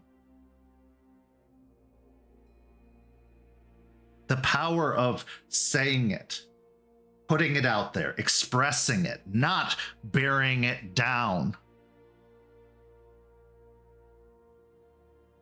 It's like the release valve on a steam pipe. Choosing to release some of that pressure. Maybe that makes all the difference. Maybe the things that previously would go unsaid need to be said. Maybe, just maybe, it staves off that inevitable collapse that all Garou are faced with, whether it's death, depression, or just outright fury. Eventually, as it gets closer to late afternoon, early evening, you both have business to attend to, of course, and decide to part ways. And Aspen, as you walk Jester to the door, opening the door to the outside, what you're greeted with is possibly one of the most surprising and unnerving sights possible. Because there is a luxury sedan parked in front. That's not the weird part. The weird part is the man in a suit wearing a fisherman's vest over the suit and one of those big tan hats, holding two fishing poles and looking towards Jester and you standing in the doorway. Noticing that you see as well, Aspen, his gaze casts downwards for a moment, like this wasn't for you. You shouldn't see this. But then he relents and sighs, and his shoulders drop a little bit, that restrained, rigid posture softening for a moment. As Charles says, "Do you mind if I borrow her?" I'll look over at Jester. Well, maybe he still's learned a couple of things. Don't let him off too easy. And Okay. she'll look over at Charles, just nod, and smile at Jester. Oh, I am trying very hard not to bust out laughing, looking at him, and just be like, yeah, not off easy. Right, got it. We transition now to the final scene of the first half of tonight's story. Jester. Charles has an adventure he wants to take you on. That adventure is a first for him. Fishing. So you take a drive out to a remote area of Hillsborough River. Not the cairn. The cairn is business. The cairn is responsibility. He actually makes the concerted effort to take you somewhere away. And he does so under the guise or purpose of trying to be human, trying to have one of those supposedly formative experiences that he missed. So finally you arrive, parking in a small gravel parking lot, making a walk out to the river where you're just surrounded by trees and nature. He carries a brand new tackle box along with these brand new rods, everything looking like it may have been purchased that day, maybe the day before. You can even see price tags still hanging off of some of it. He passes you a rod and you both set to fishing. You definitely having to instruct him on how the fishing rod even works. But he's a quick study, and before you know it, he's casting the perfect cast out into the river. After a few silent moments, he says, still looking out at the water, "I don't want to make the same mistake I made with Isidoro and Jason and seemingly everyone I've encountered in my life, because you are unlike anyone I've encountered in my life, and I am not going to mess that up. Jester, I'm sorry."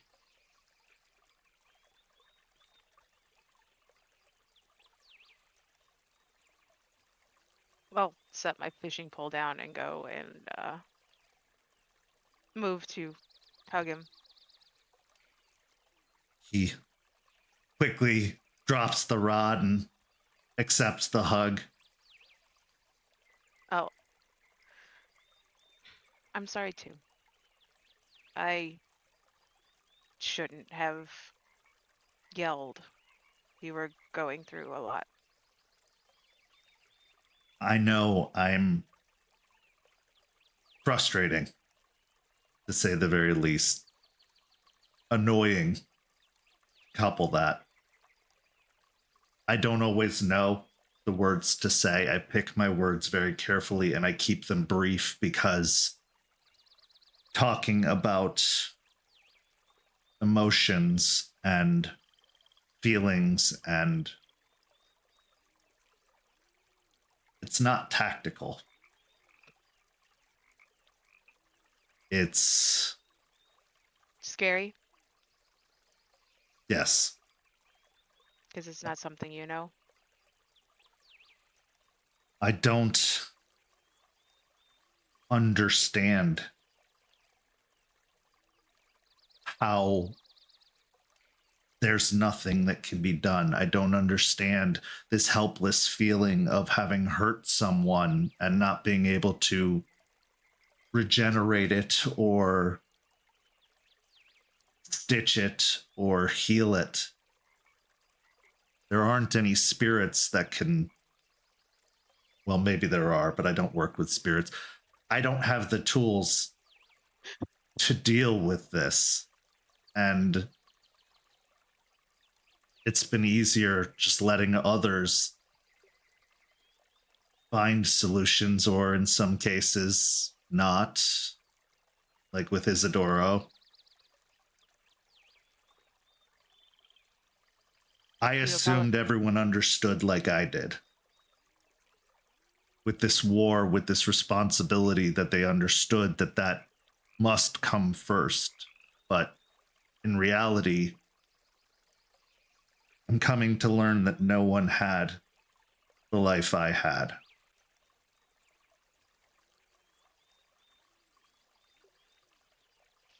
No.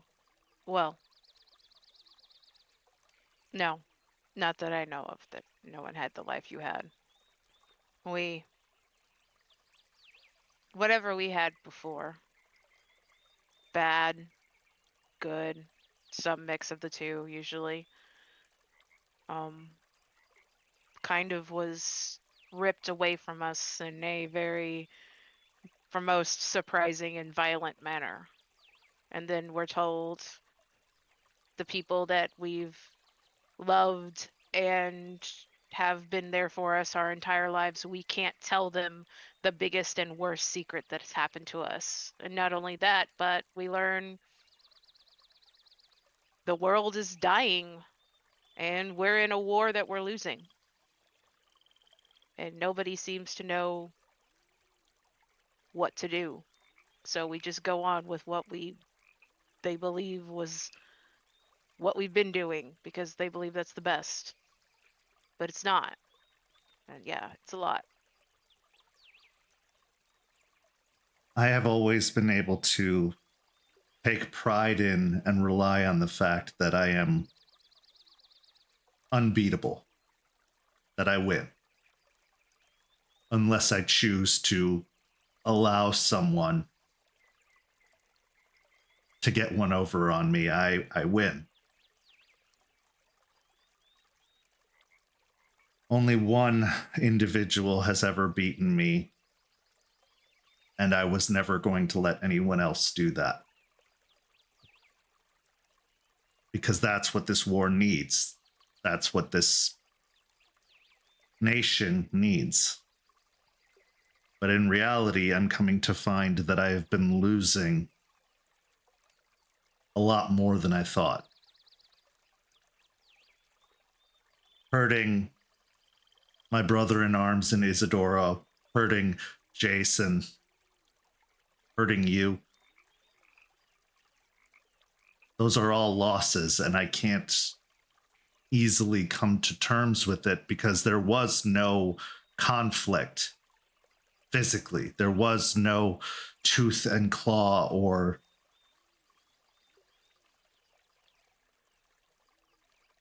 It's beyond my understanding, and I'm trying, but it's very difficult because if it's this easy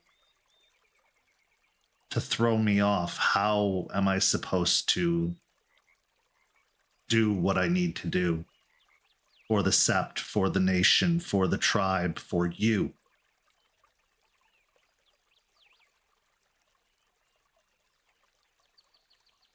You know, just having a similar conversation about feeling helpless.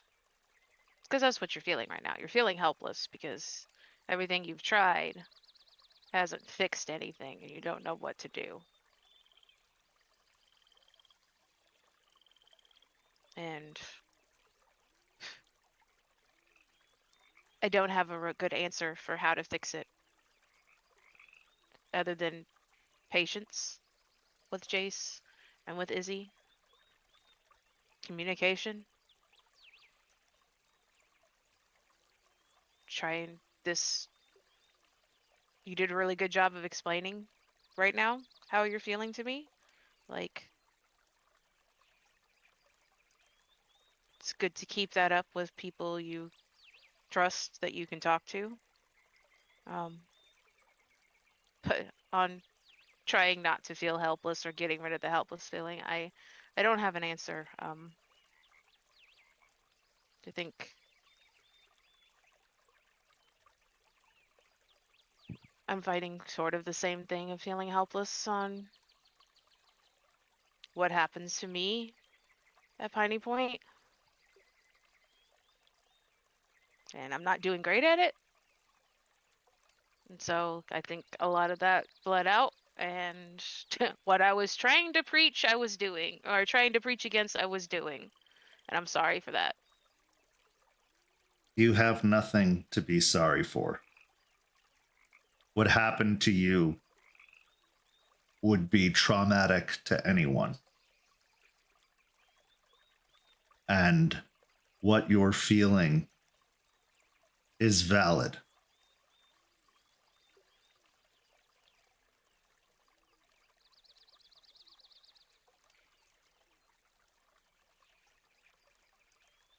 If it's within my power, I assure you I won't let that happen again.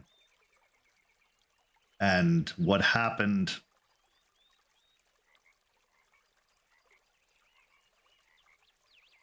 there aren't words for it. Not something you can prepare for. It's not something you can plan against. It's something you survive.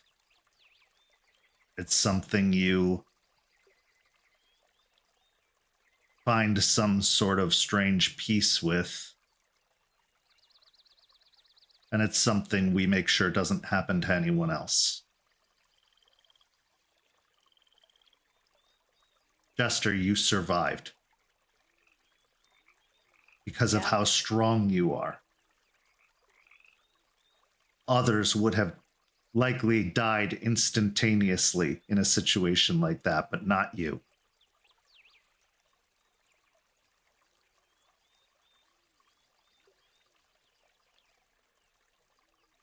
You will recover from this.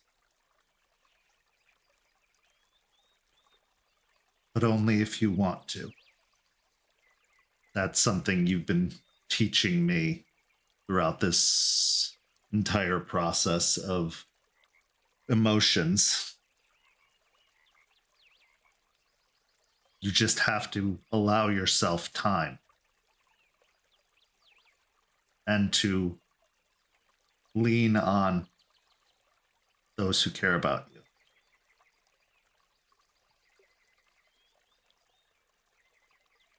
I'm struggling with the concept of time because of the pressure of this war we're fighting. But it's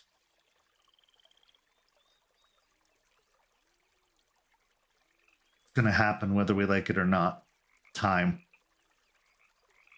And we've been fighting this war for centuries, as far as I can tell.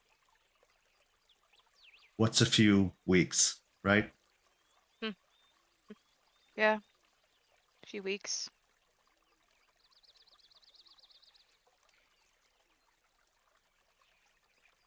I didn't say it to Aspen, but I'm kind of scared. We're going into the dreaming soon. What if there's more like it?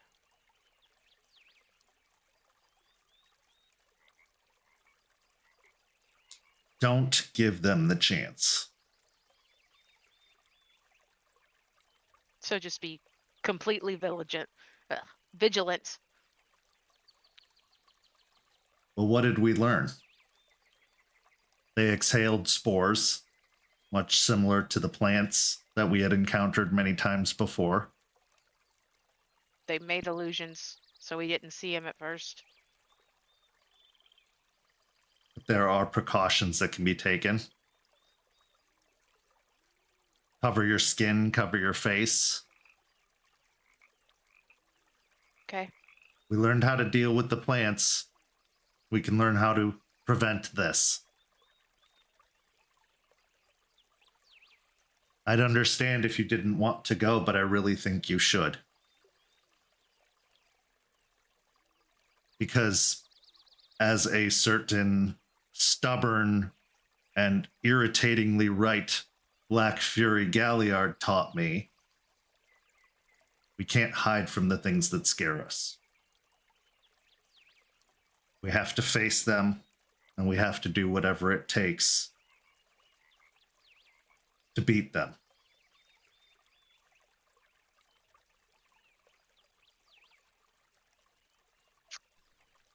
Hate it when my words come back at me. Then maybe you need to be less talkative. And he gives an actual genuine smile.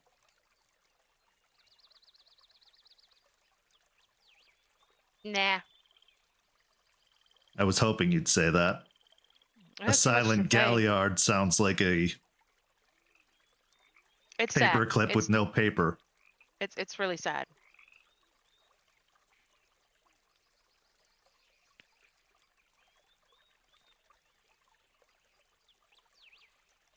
Thank you for not giving up on me. It would have been a whole lot easier if you had.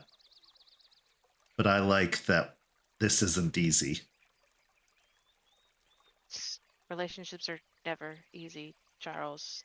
We're gonna argue, we're gonna fight, but I have faith that we'll work it out and we'll figure it out. And no, I'm never going to give up on you. Because stare off for a moment. Sometimes I get tired of surviving things, but you make life worth living.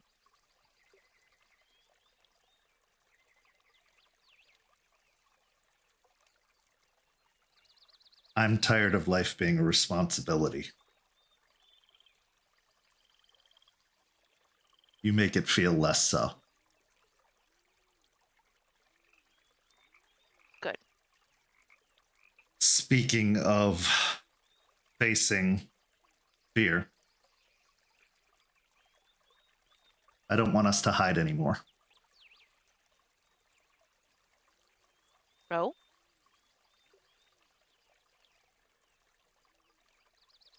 The best way to deal with vulnerability is to be aware of it and control it. But I feel more vulnerable not being who I am with you when I'm around others. I feel like I'm fake.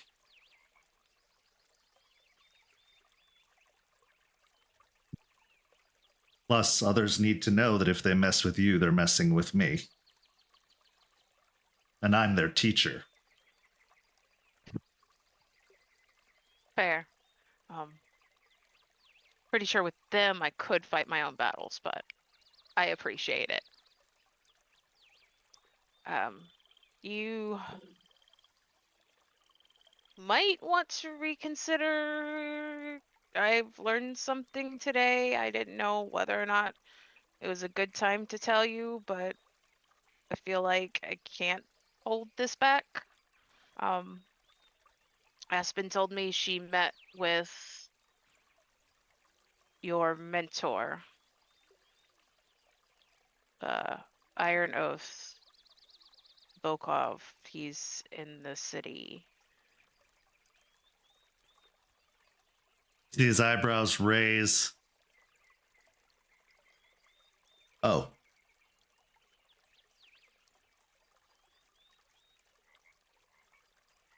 I'll squeeze him tighter. I don't know if that changes how you feel about that. If you want to wait until after he whatever. Sits up a little bit taller and pulls his shoulders back. Good. I'm glad he's here. He should see that he couldn't break me. I'll hug him tighter. I'm here for you. Whatever it happens. And I'm here for you. Whatever happens.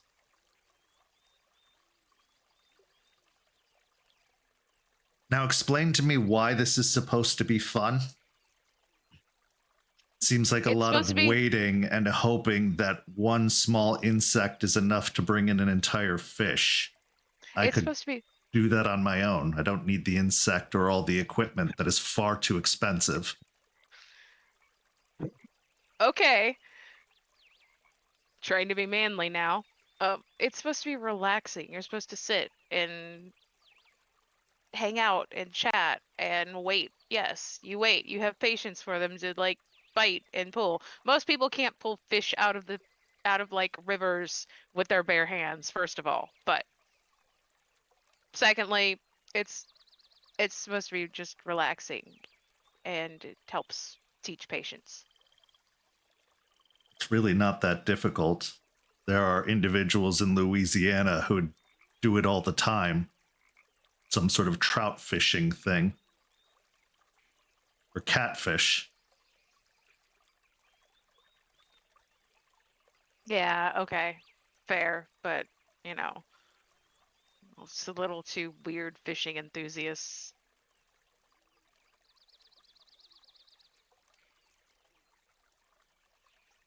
I'm glad we're doing it. Anyway, it's more outdoors than usual, but Mm-hmm. You get to wear the cute outfit. they told me I needed it when I looked at them blankly about what I need for fishing.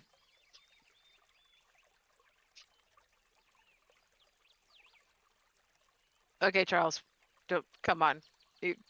Why did you look so blankly? Like, they pretty much was like, we're gonna like take you for everything you have They and couldn't. sell you whatever they could. Nah, well, they were gonna sell you everything they could then. They tried to convince me that we should do deep sea fishing and I should get a prowler boat. And I said, I'm probably only going to do this once, so no. Good. I couldn't tell them about the sharks, but Right.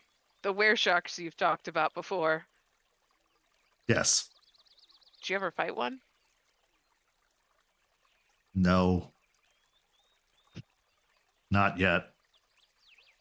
Well, we are near the coast. It would be a political issue if I did. Okay.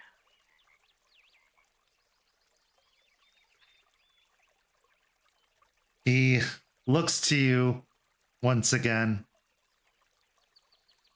His eyes soften as he distances himself from the memory of the awful fishing shop and the extreme amount of money he had to spend on supplies. And he says, I love you, Jester. I love you too. And he leans in and gives you a kiss.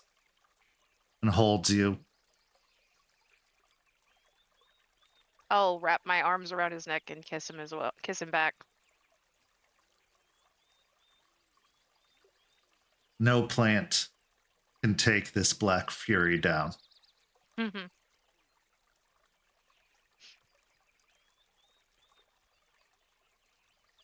And with that, we go to break. We'll be back in just a few minutes with the second half of tonight's story.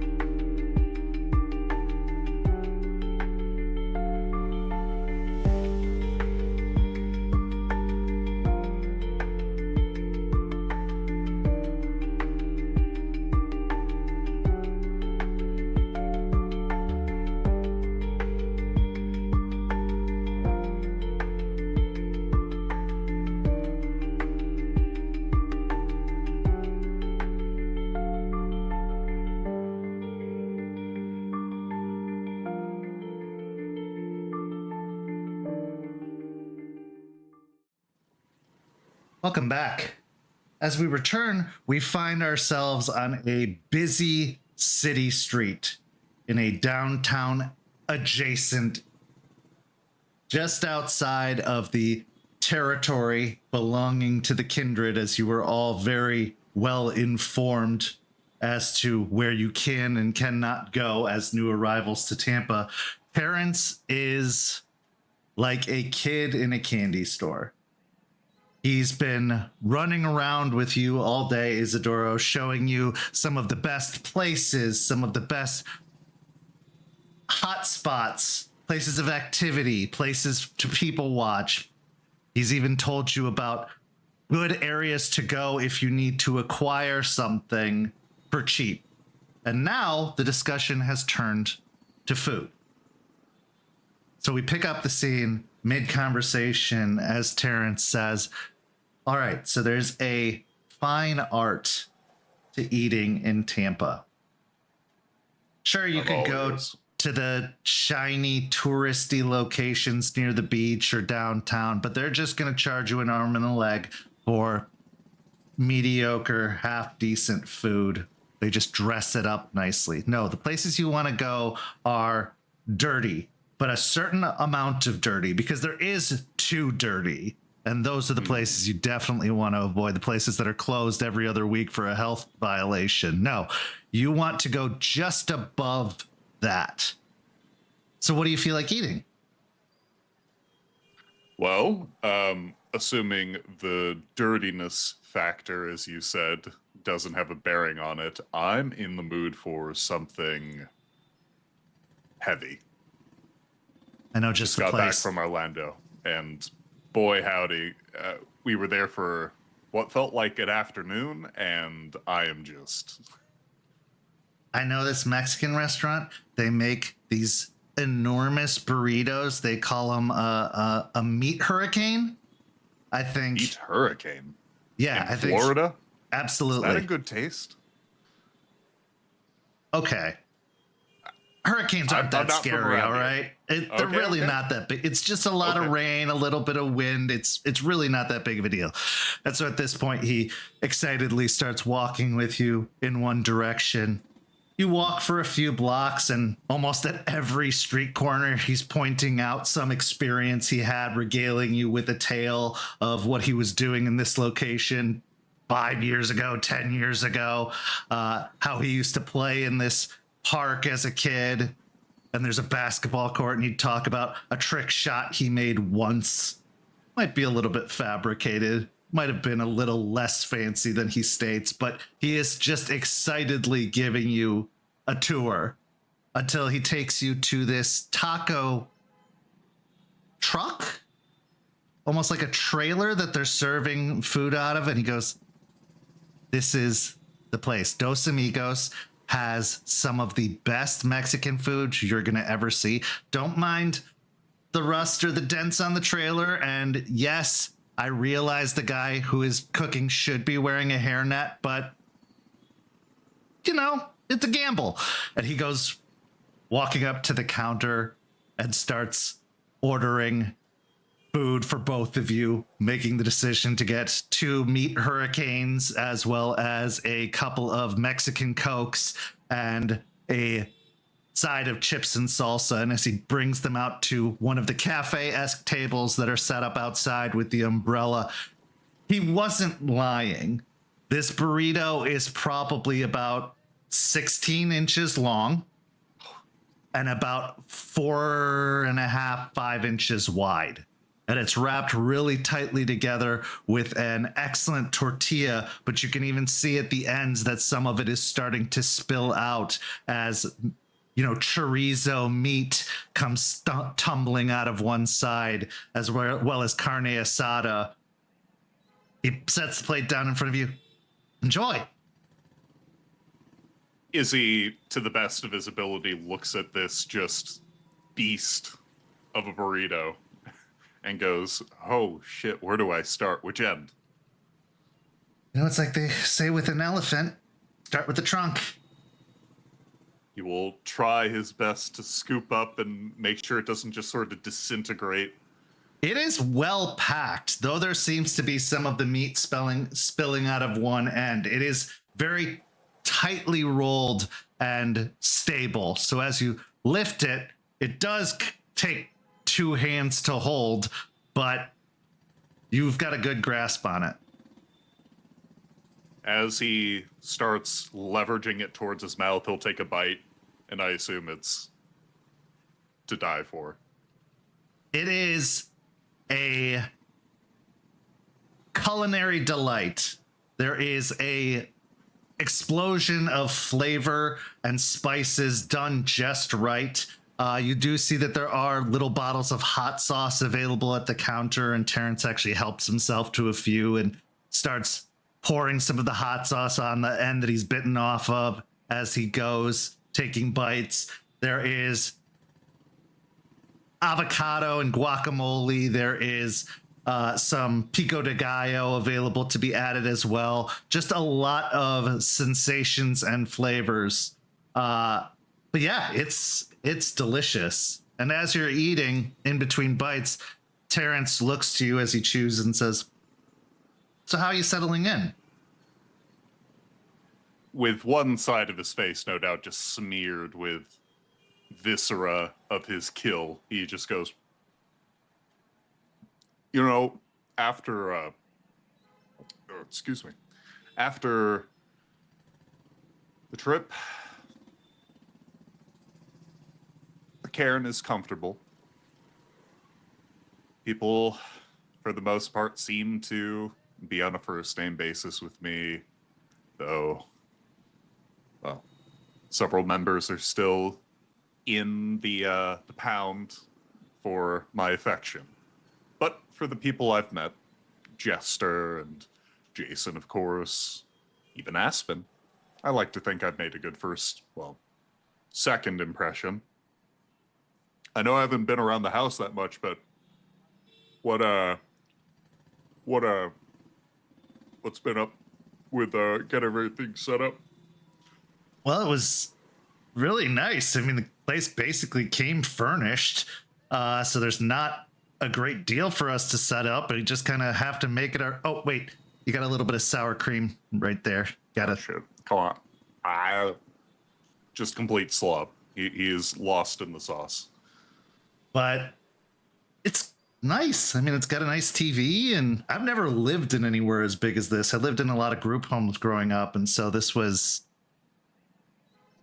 way too luxurious, I think. But I mean, I guess if Charles got it, it's got to be.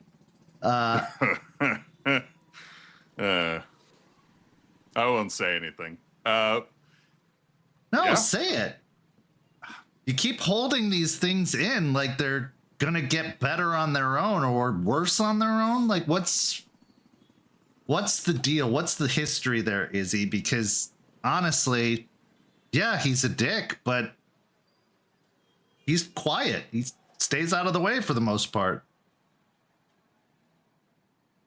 Izzie will take another bite of the burrito, if only to give an excuse not to speak for the next 10 seconds or so. And as he swallows, he'll set the slab down before running at the edges of his lips, looking down at the various sauces before following up with a swig of soda, and goes, It's,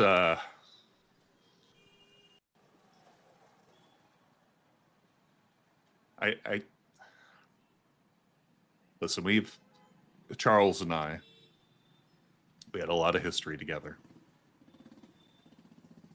And when we were, and at this he sort of looks around at the various tables to make sure there's not... It's mid-afternoon. Yeah, there's a few people grabbing food from the food truck, but they seem to be taking it with them as they go. You feel pretty confident and comfortable in the surroundings at the moment. Keeping a particular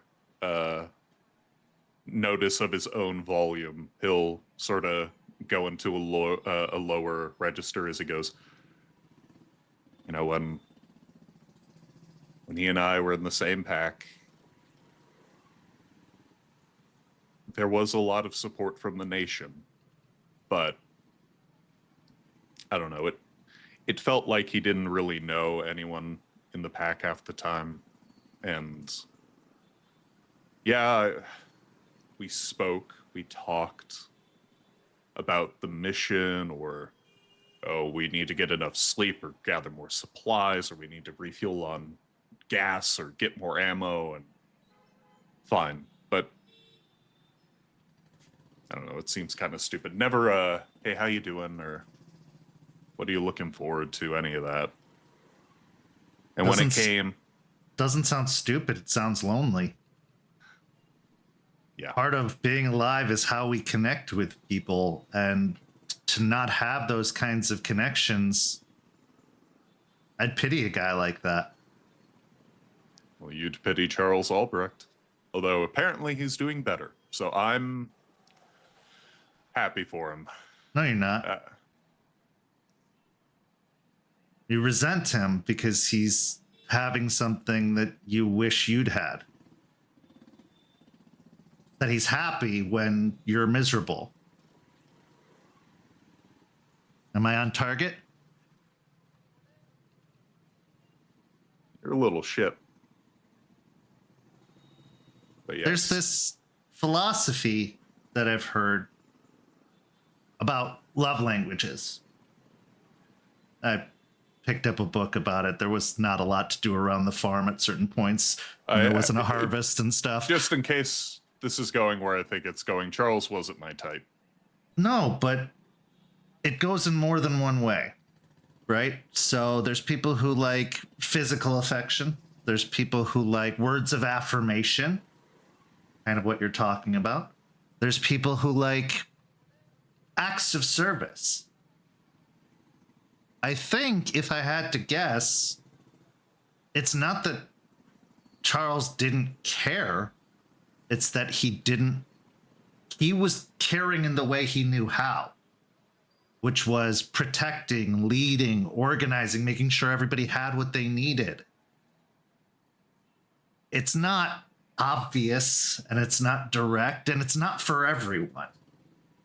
Me personally, I'm a words of affirmation guy. I like to know when I do good, because I have a hard time telling myself I'm doing good. But it doesn't make it any less important. And being on the lookout for those things, that's what helps us know how people feel about us. If he didn't care about you, why would he care what happened to you? Why would he care about, whether you lived or died? As long as he did, and as long as whatever mission you were on was successful, the rest didn't really matter.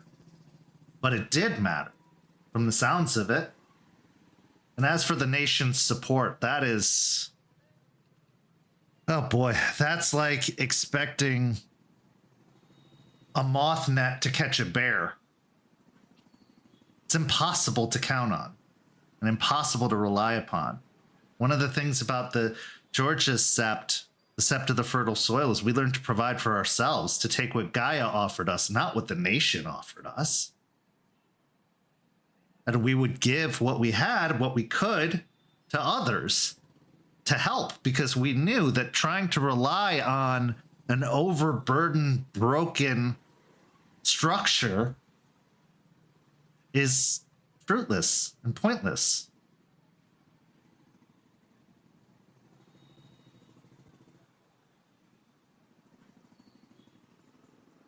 I think about 80% of what you're saying is making some sense to me, but... What's the 20? At that, he, Izzie specifically, tries to bite back a bit of the cynicism that has sort of floundered up in the years since Charles left, and then eventually with the dissolution of the Piercing Moonrise Pack. And as he mulls it over, he tries to find a point of wisdom in that pain. as he goes,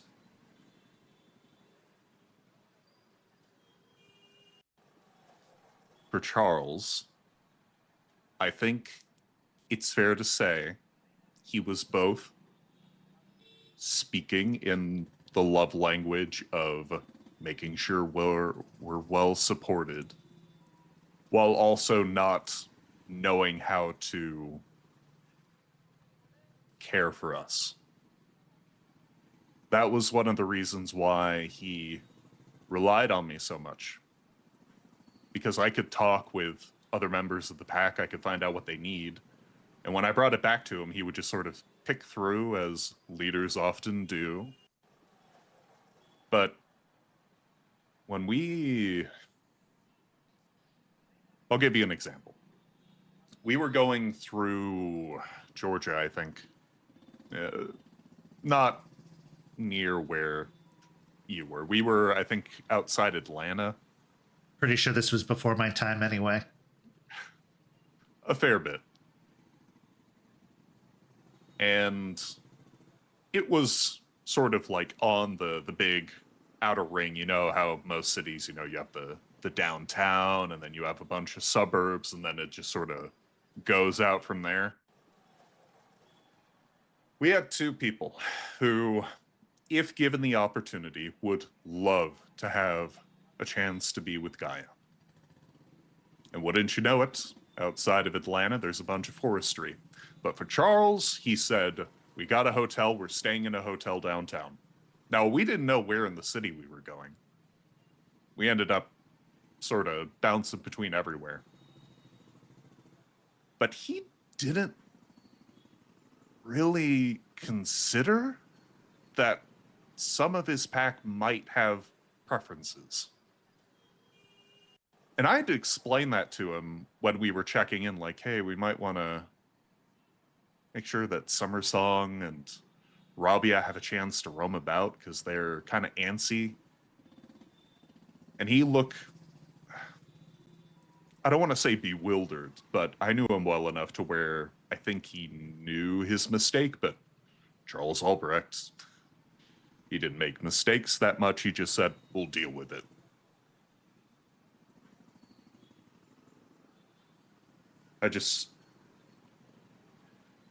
I wish that the Charles right now was present for the Piercing Moonrise pack, because I think we maybe could have. Well, it doesn't matter what. How's your food? My food is fine. Well, it's Okay. great. It's the taste of home. It's been forever. But I think that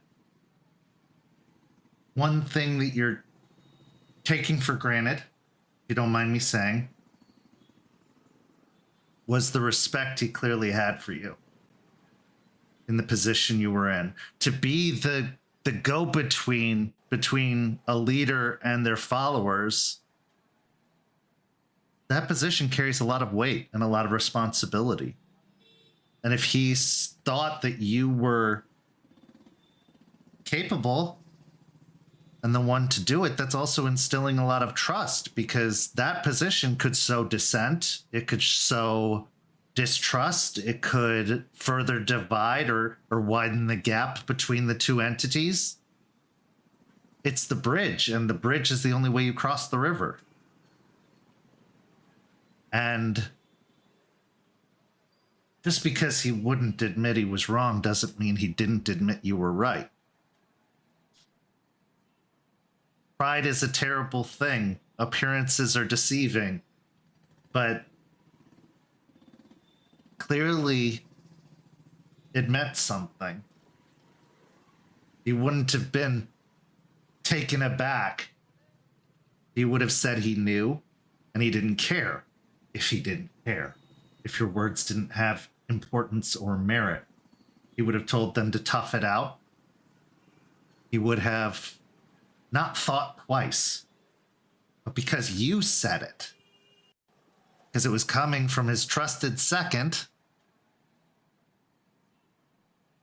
it had an impact. Was it the impact you were hoping for of Not always. But it was an impact nonetheless. And someone who doesn't care about people doesn't get impacted. They don't get thrown.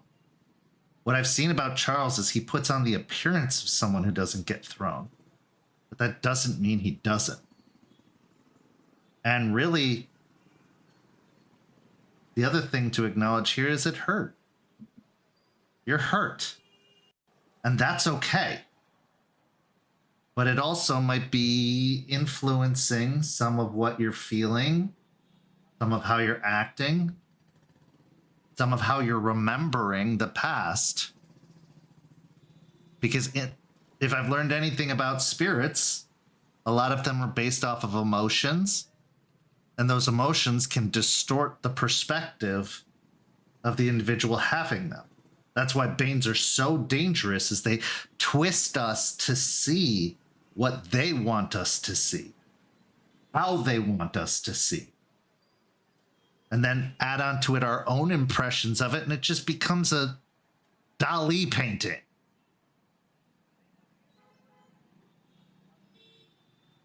As Terrance finishes his words of wisdom, Izzie does replay specifically that memory of Atlanta back in his head, and he sees it vividly, but probably only in the vividness of a time Charles failed, colored by his eventual betrayal, as Izzie sees it, and years of isolation and solitude, the downward spiral of Izzie's life. And I think in this moment, he doesn't quite want to accept that, but cracks are sort of beginning to form on that resolution as he goes, maybe, I can't say for certain, but I just wish all his bluster, all this strength of resolve, this burden of leadership meant he didn't try to distance himself. I don't know. Well, you're in a room, and you don't turn down a challenge, so I'm going to give you a challenge. Oh, no. I want you to change the way you think by adding a filter onto it. The Charles Albrecht you know doesn't exist anymore. There is an individual who bears his name, maybe bears his memories, but that's not the same guy that left. Maybe, just maybe, take on the challenge of getting to know this new person. You can call him Charlie if that's easier for you. I'm sure it'll drive him nuts. But I should have called him Charlie when we first met. You think that would have made him fight me? Not now, but maybe then. Coulda, woulda. I'm just saying, try practicing the idea that this is a different person, a brand new person. He's going to carry whatever he carries from that situation, and that I can't control. None of us can control that. But what can be controlled is you. You can control how you behave. And it might seem fake at first. It might seem disingenuous. But really, it's a second chance. And that's very genuine. And maybe you'll get that same response in kind. Maybe you'll get those words of affirmation you've been seeking, because maybe he isn't the same person. But there's only one way to find out, and it's not by avoiding it, and it's not by fighting it, and it's not by resenting it. It's by trying it. And really, what else do you have to lose?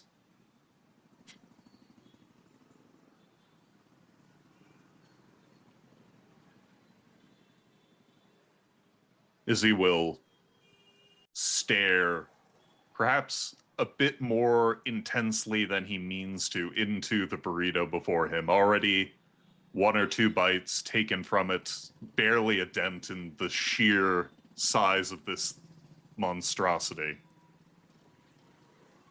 And as a bit of the steam continues to rise from the interior, he reaches down, plucking up the mess as best he can before taking another big bite of it and going, okay. So, if I'm getting challenged, I have a challenge for you. Hit me. Okay. When I had my crash out session, you seemed pretty calm in there as I was busting down walls for an hour. I need to see how well you fight. Because if I'm going to be inviting you on very important missions, I need to know whether or not I can let you handle things.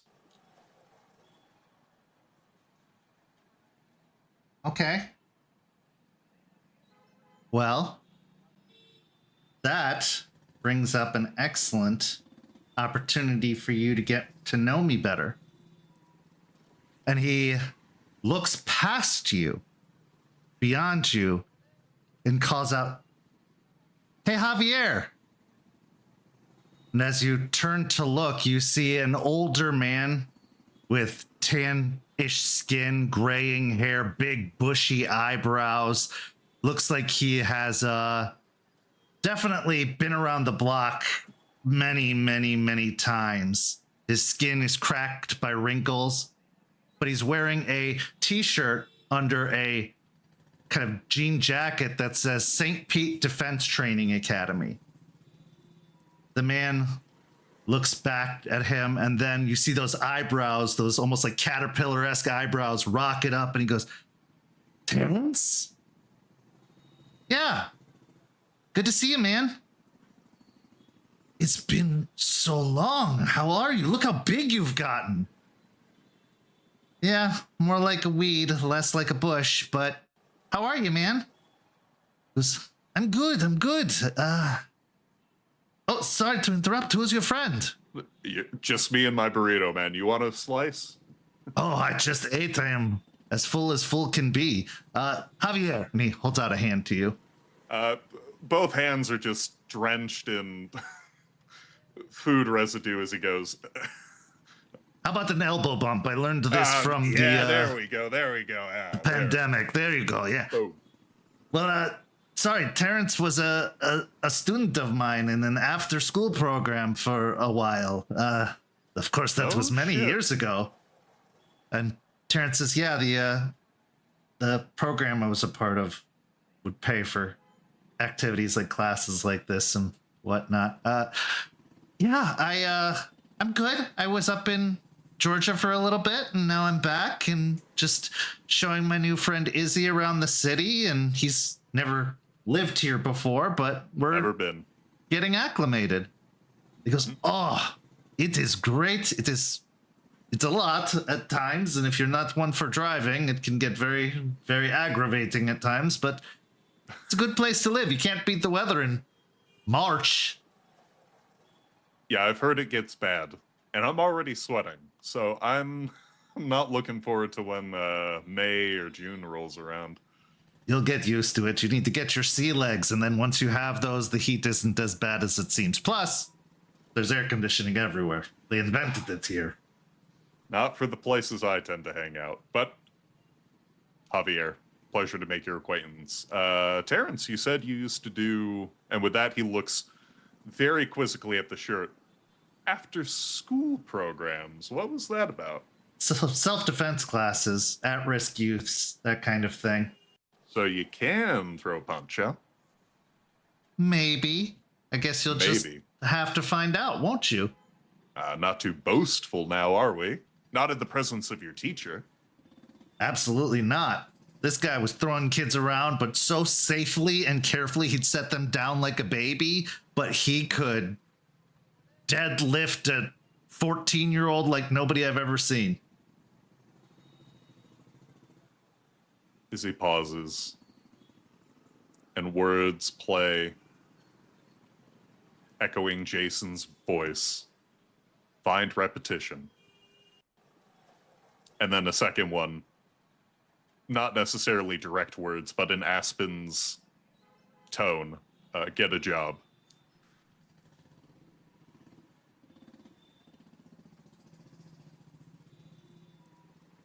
So you're pretty good at fighting, huh? Well, let's not get too far ahead of ourselves. I am one of the advisory panel of that particular gym, but I am I've slowed a few steps in my older age. I mean, you know, respectable still, and I've been around the block to know just because you're old doesn't mean you can't lay someone half your age out, right? Well, you look like someone not to mess with. I'm seeing the those guns that you're packing, and I'm going to ask if you have a permit. I like you. I'm friendly, though, really. Just nothing to worry about. That your smile agrees with. Are you experienced in any of the martial arts?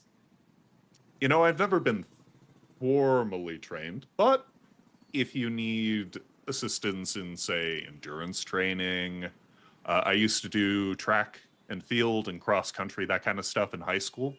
I'm, as you can see, pretty fit, although as a bunch of weight builders might attest to, just because you look fit doesn't mean you're necessarily good at teaching people. Still, I like to think I'm knowledgeable on this stuff. I got some, experience under my belt. Are you looking for someone to assist? Well, we're looking for a wrestling coach and actually a fitness guru of sorts. So why don't you come by the gym sometime? But I can provide at least some teaching. An instructor, then at the very least. Yeah, sure. Dieting and regular exercise, nothing too strenuous. We're not looking for a bodybuilder. We're looking for someone to help enhance lifestyles. And actually, Terrance, we are still doing the program that you were a part of. So maybe you can come by sometime and talk to the kids and show them how well you're doing. Yeah, Terrance, you gotta show the new generation what it's like to survive Javier's regimen. Oh, I more than survived. I think that I probably would be in a much worse place if it wasn't for Javier and the program. So, yeah, I'd love to. Anytime, man. Javier says, well, good. Like I said, Isidoro or Izzie, please come by. Come by sometime and we can see if we can get you started on something. I mean, the pay is okay. It's mostly about the effort, but we can probably scratch something up in the budget for you. Izzie tries really bad not to make a joke of, well, this is going to be the first job I've had in a while. Probably not the best impression, but he just smiles and nods and goes, yeah, Javier, pleasure to make your acquaintance. I don't have a personal contact. Just come by the gym. No judgments here. You just show up. I'm there most days. In fact, this is just a day off for me, but just tell them that I sent you and they will make sure something happens. Hell yeah. Well, Terrance, you've done me another great service. Javier, obviously a pleasure to make your acquaintance. He offers out his elbow again. I will leave you all to your meal. Enjoy the burrito. If you can master the hurricane, then you'll do just fine here. Oh my god, this is legendary then. Terrance, he didn't mention this was a feat worthy of renown. Come on. I told you, man, most people take home leftovers for days afterwards, but you're doing pretty well. And as you look over at Terrance's basket, half the burrito is gone. Javier then gives a smile, gives Terrance a pat on the back, and returns to the counter to order up something to take back to the gym. Well, you're getting a little bit more ingrained than I expected today.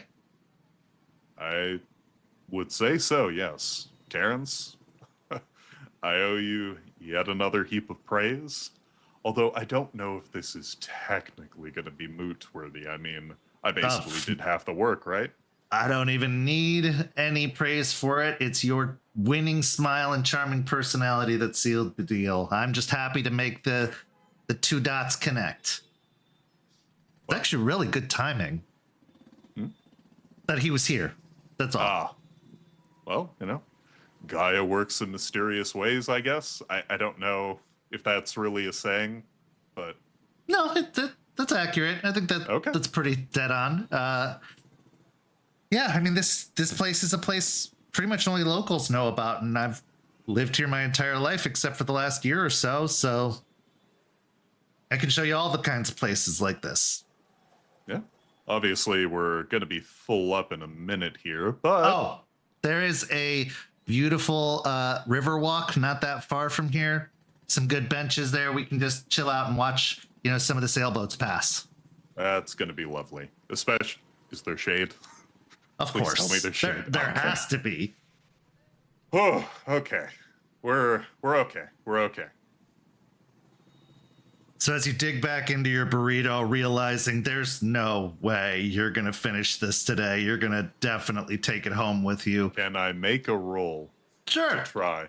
Yeah, why don't you give me a stamina and resolve check? What is my current rage? Let's say you were nearing a 2, but you stayed at a 1. You're okay. There's no immediate threat or danger or anxiety evoking surroundings. 2 successes. You don't finish it. Okay. You He are is definitely bested. you're taking home about maybe 30% of it with you. You did good, but it is a feat, surprisingly, even for larger men. It's tough to tackle. Terrance, also not trying to show off, doesn't finish his burrito and wraps it up, preparing to take it with him. What's going through your mind after this entire interaction and discussion? Well, outside of the immediate thought of, at least I don't have to bring this back to the cairn. I can bring this to the house so no one can see my failure. His deeper thoughts are one of a tranquility. Obviously, he's amongst the city, St. Petersburg, but it's a strange return to normalcy for Izzie as he is walking around. He feels sort of the ache of his feet, the strain of his belly, and as he watches boats go by with Terrance from a bench overlooking a water line, it is the first time in a very long time, even since arriving to the cairn, that he feels like things are all right. Like, it's just another day, the sun's out, it's shining, people are walking about, there is no dread, no aches of the past. It is just beautiful serenity. For Guru, these moments of peace are rare. Knowing what's really going on, seeing beyond the veil to all of the dangers and constant struggles that remain, not to mention all of the terrors that are just around the corner ahead that have not yet been discovered. But for this particular Guru, that peace might be a distraction because there is a lot of turmoil and pain and anger buried down deep. And if something isn't done about it, well, we know how that story ends. We transition now to our final scene of tonight's story.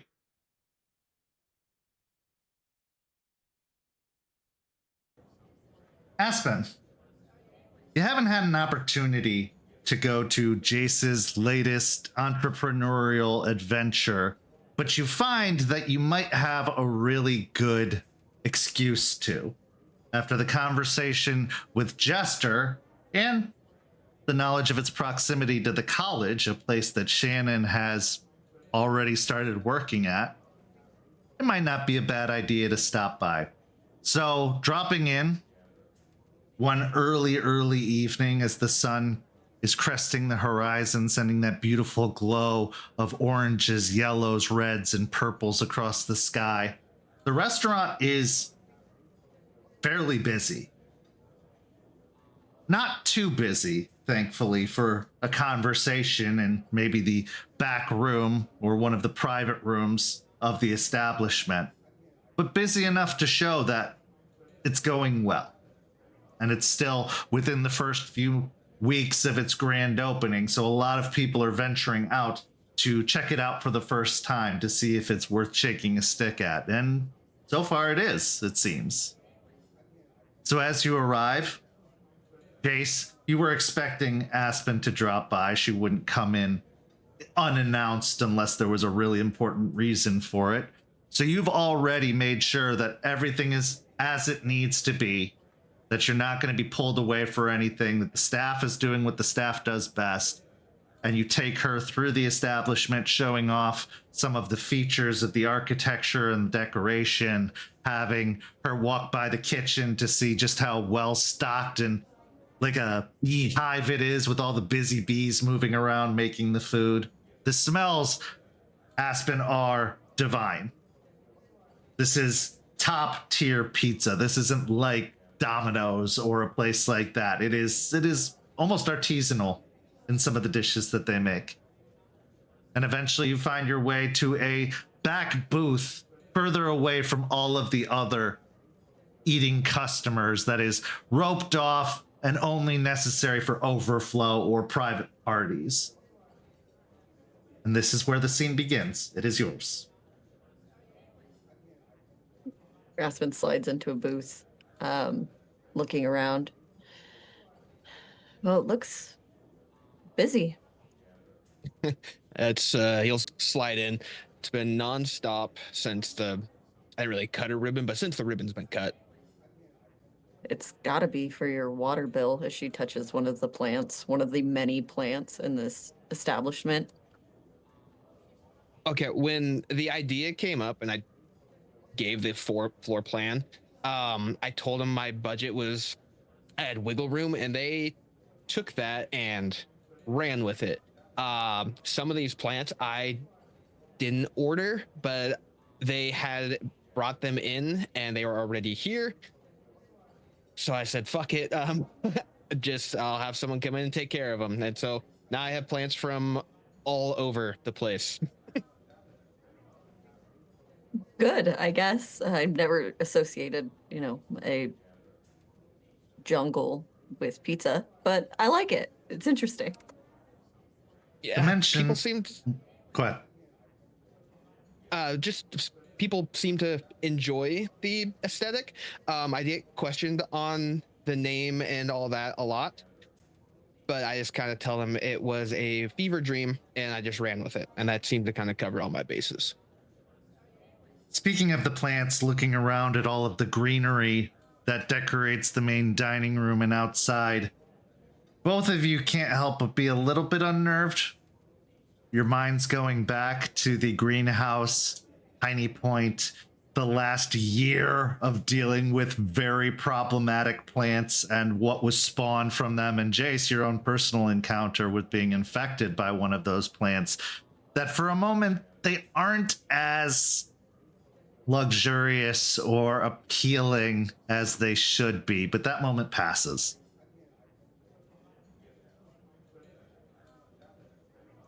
There's still times of the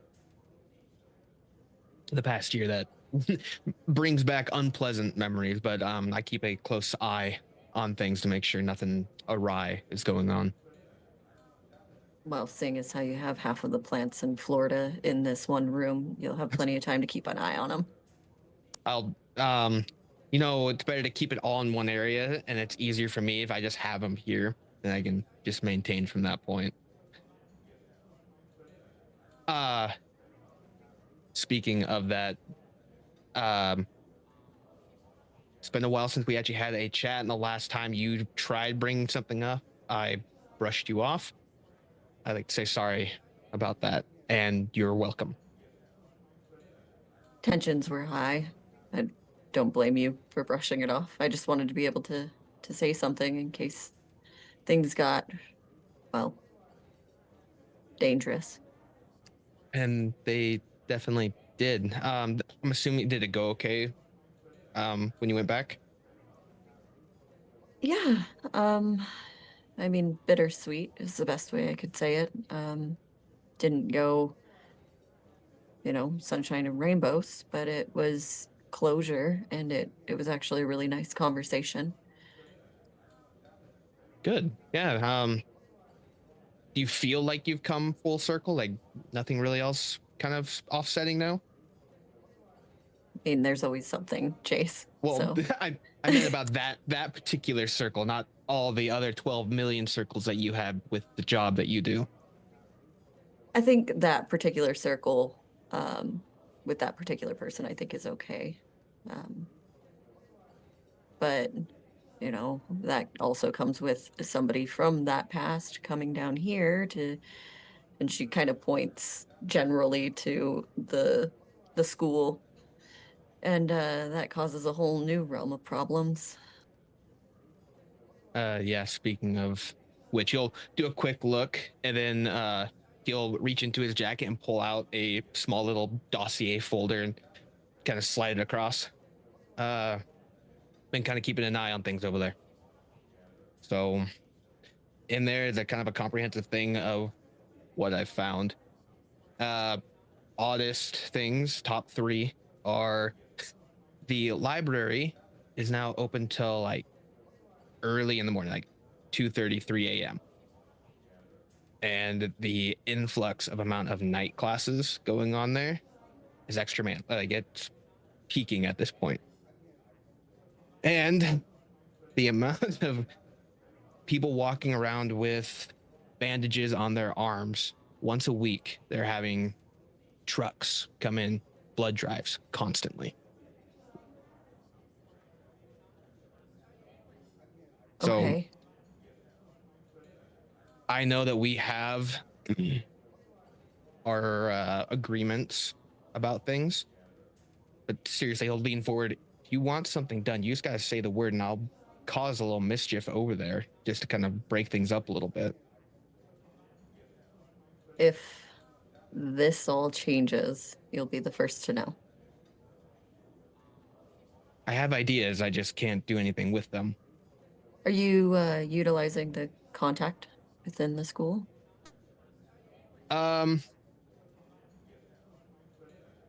Kent, the information that was gathered, was that from the contact, or was that from the Streets Tell Stories and things like that? I'd say that's primarily from what you've overheard in the restaurant, Streets Tell Stories, that kind of stuff. You have not utilized the contact yet. Okay. I actually haven't met that person yet. With it being as busy as it is here, it's more of in passing. I hear different things and different things I've seen. When I put my ear to the ground and do certain stuff, I'm able to pick up things. But it's hard to reach out to that person because of the different things we have in place. So I have an easier time doing it from here. Well, if you're wanting more information, and she'll just pull out a piece of paper out of her purse and write the name and the number down and slide it over. It's more information. I know that's your biggest thing. So the more the merrier, right? Yeah. He'll grab it and look at it and tuck it into his jacket. But that's what I've got so far on over there. Quick update. Izzie and I survived, so we're good there. So weird stuff happened. I don't know how to explain it. Guess You I'll went just to the magic show. Yeah, okay. I went to the magic show, and there was this antique library kind of set that they put up.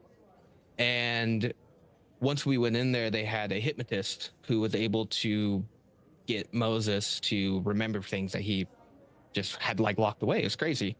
And he's going to be able to help with those different things coming up. He will, once that's done, the hypnotic trance will happen and he will not be able to do any type of jobs like that ever again for us, though. I mean, it's unfortunate, but it might be for the best. Yeah.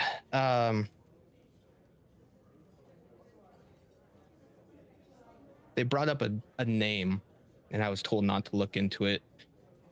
Can I borrow that paper and pen real quick? Yeah. Don't want to say that. He'll write out the name of the mages, the Technocracy? Technocracy. He'll write that out, and he'll slide that across to her.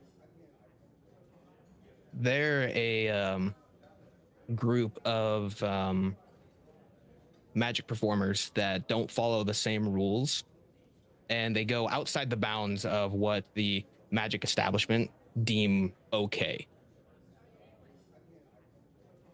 Moses has concerns that they might come and ask him to join their show and kind of get ideas on what he knows. Now, Aspen, as you look at the piece of paper, the word technocracy sounds like one of those EDM bands that Artie loves so much. It does not sound like something potentially real. It's almost hard to believe. She'll look at the paper and fold it up and put it into her purse. Okay, we'll just... We can't do anything with that, though.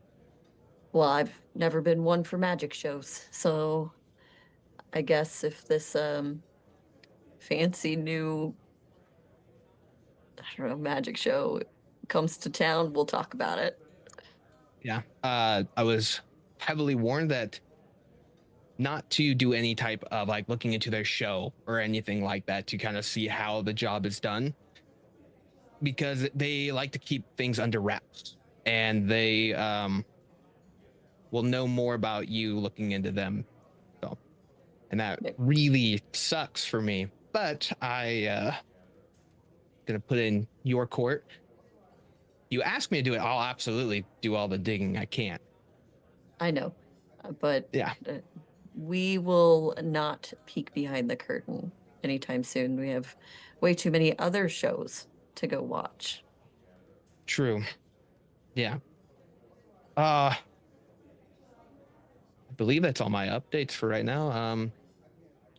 Moses just kind of needs time to get his magic show under road, and we'll be good to go. Timeline would be helpful, but I get, like, that's all a lot. Being hypnotized. Things are coming up to the forefront. It's scrambled. Okay, well, we'll be as patient as we can. I know this is more your purview, so if you say things are going at a good pace, then I trust it. But she'll lean over, grab a slice of whatever pizza has been brought, take a bite of it, put it back down. First of the kill. And she'll like gesture to the pizza.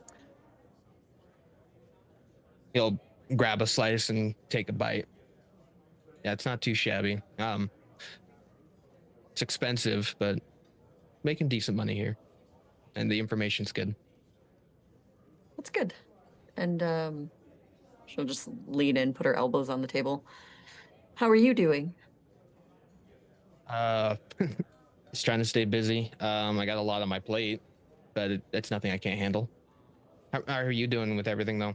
Because my plate is one, and like I said, you have a lot, so.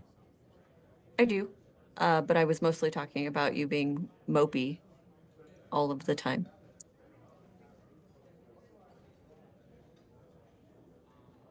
I can try being more chipper if that would make you happy. It's not what I'm saying, Jace. I'm trying to have conversation. I know what you're trying to do.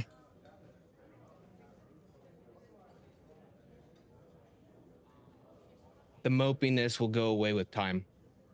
That I can promise you. It just dealing with some stuff, things I didn't realize I was dealing with that are coming up. So Charles stuff. he'll look at her for a bit.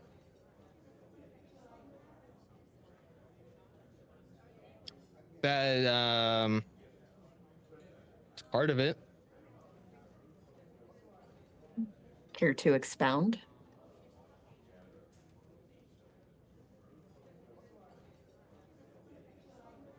Care to know, but if you are asking me from your position, be more than happy to tell you.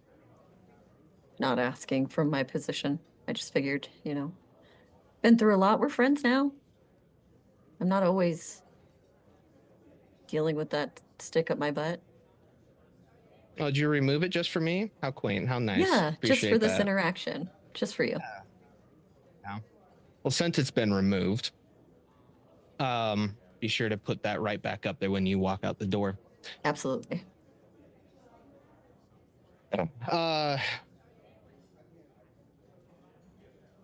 What happened at the factory had a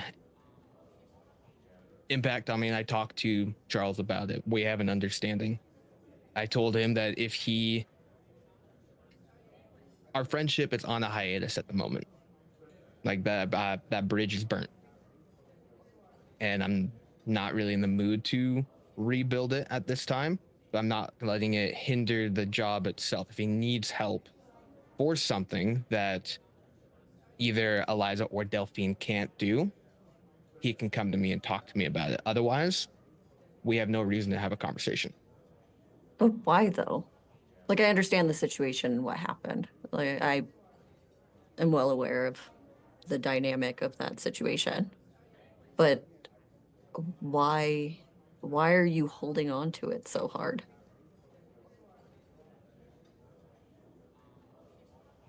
There's a sense of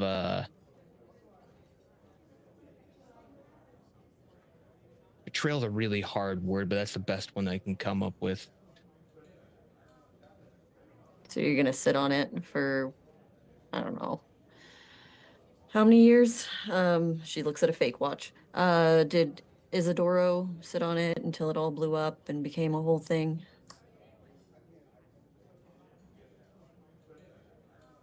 Isidoro's situation's a little bit different. Is it? Is it really?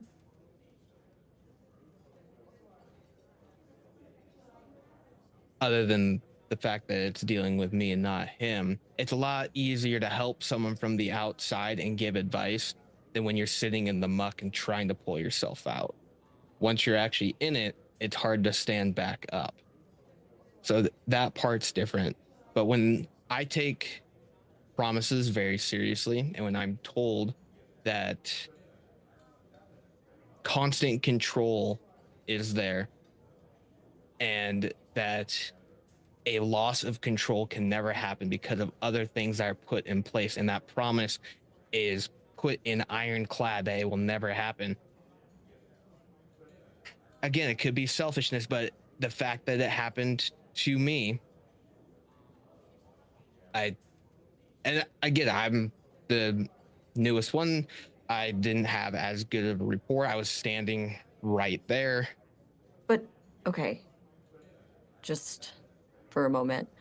He made a promise to always keep control. And Correct. you trusted that that could happen as our group dynamic. She doesn't say guru because people, our group dynamic. You trusted that that was possible for our group dynamic. I've never met someone like Charles ever that had such a cat on top of his entire life. Never I come across that. And the way that I've seen him in the different engagements that we had been in areas where I've seen other people like us in the job field go and kind of lose that control. He doesn't. He'll lean forward. Aspen, he drove a car into a giant wolf and Right. nothing. Absolutely nothing. And then we were chased by that wolf. Nothing. I've seen other ones lose control, and that shit doesn't happen. And then someone he loves more than anything, got hurt, almost died. She like kind of leans in and whispers, and he lost it a little bit. And he's not good with feelings, and that makes sense. And for you to say that he should have kept that promise in that moment means that you don't know him well enough that that wasn't a potential, which means you're the one being a bad friend right now if you didn't know that that was possible. Then your friendship was never really a friendship because you didn't know Charles at all.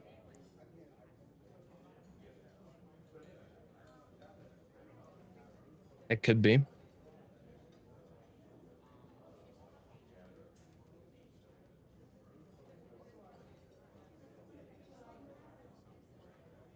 I understand why it happened.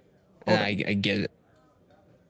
You threw your phone and were ready to leave everything and run and go die because the people you care about were in danger, right? Right. But Charles is not given the same grace. You have told me that I have to deal with my past and my situations, and I can't leave unsaid and just ignore what has happened. Correct? Those were your words? Something like that. I don't know if that was verbatim, but it was close. It's pretty close. Pretty close. So I have that responsibility, but you don't. Like I said, it's a lot easier to help someone out of the mud when you're not in it. Well, here we are.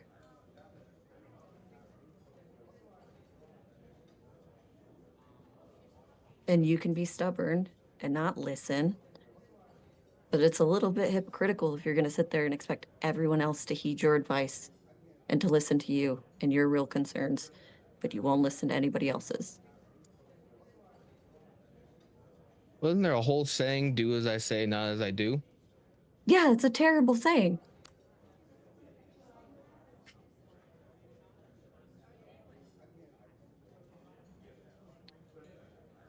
I didn't expect to get the runaround from both of you, so this is fun for me. I'm really enjoying this. I could have came in and been, Aspen the lawyer and debated with you, but I don't think that would have gotten very far. I figured I'd No, talk to you like friends. I already have plans to talk with your lovely fiance and try and adjust my thought process. I think that's a wonderful idea. I think there's situations that we all have been through that we need to talk through that maybe get in the way of our emotions now. You, Charles, Izzie, all of us. And I think you should talk to Artie. I think that's one of the things he's here for. But I think you should also just not be, and she pauses for a second, a little bitch, and just go talk to Charles. I already talked to Charles, though, and I told Yeah, you. but you were all in your feelings, being a grump and being betrayed, and he's not good at talking about emotions. And sometimes you have to put your best foot forward.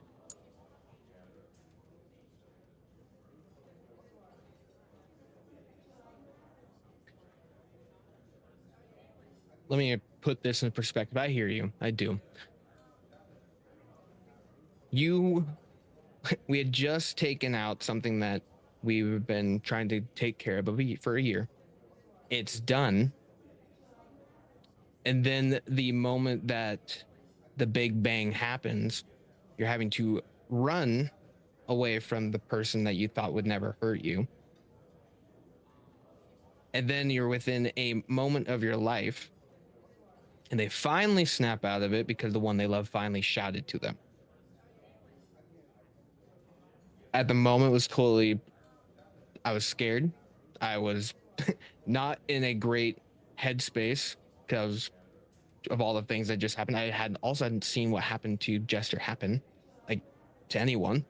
So there's that's ingrained. I've only been that close to that point, not medically, because of the thing that happened to me. Twice. Both times were from people that I trusted very closely. And both from people that I would consider more than a friend, almost like family. So for it to happen twice, it's a lot. And the first person, I kind of went and ratted on them, and they're rotting in jail. I'm not going to do anything. I have no reason to be vindictive towards Charles. It just, when I see him, all those feelings come rushing back. And I understand that's something I need to work through.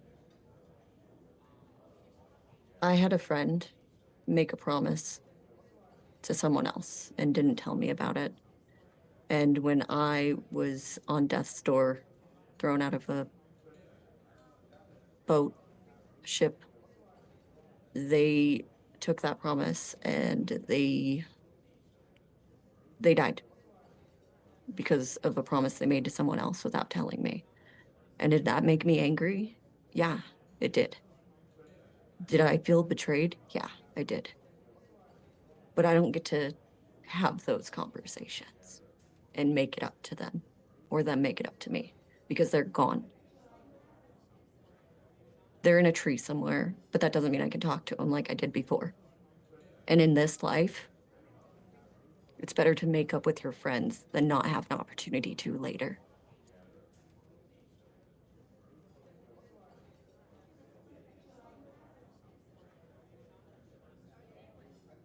He'll be tapping his finger on the table and then start tapping his foot.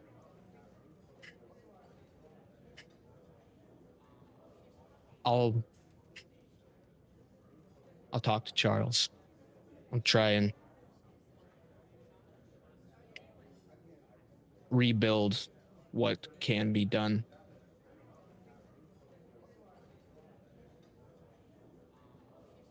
Doesn't have to be right away. Just has to be a conversation.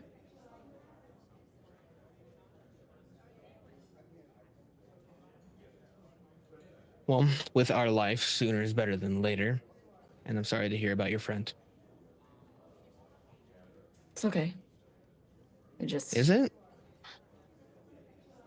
You learn through experiences, and sometimes it's better to see the forest through the trees and let someone else know before watching it happen as a cyclical thing to someone else.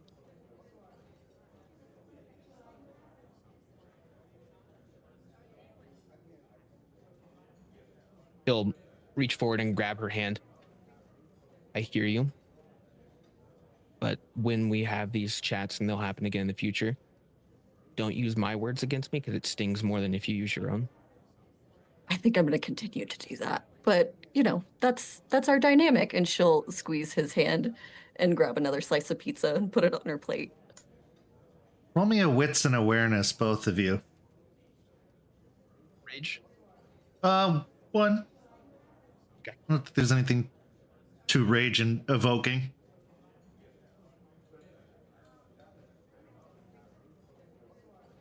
Three. 5. Both of you notice, as you go to reach for another slice, Aspen, you notice that there is a slice missing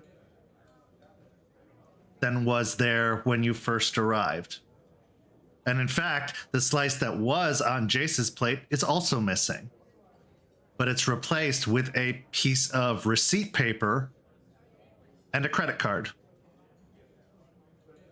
Jace, it's your credit card, and it's a bill to a place called The Extra Life.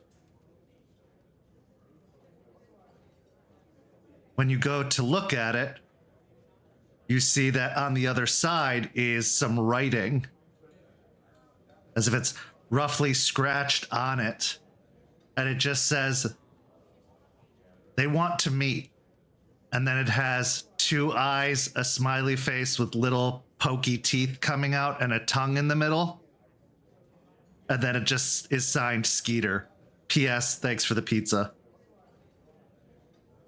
This fucking kid.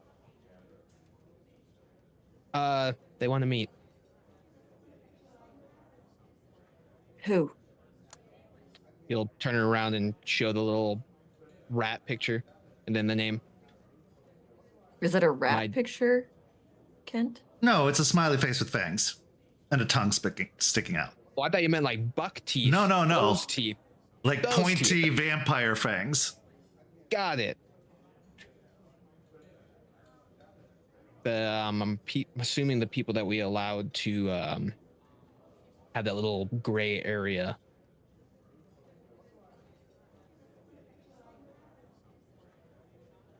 Yeah, lots of plates. Let's just finish this one first, maybe. Yeah. Do you want to set up the meeting, or do you want me to make a phone call? I think we can go talk to them together if you'd like. All right. He'll shove the receipt, a little frustrated, into his pocket, grab the little plate itself and his credit card and look at it. I need to keep this in a safer place. Apparently my wallet isn't good enough. Yeah, the bill was for $175 of rental video game time at the Extra Life.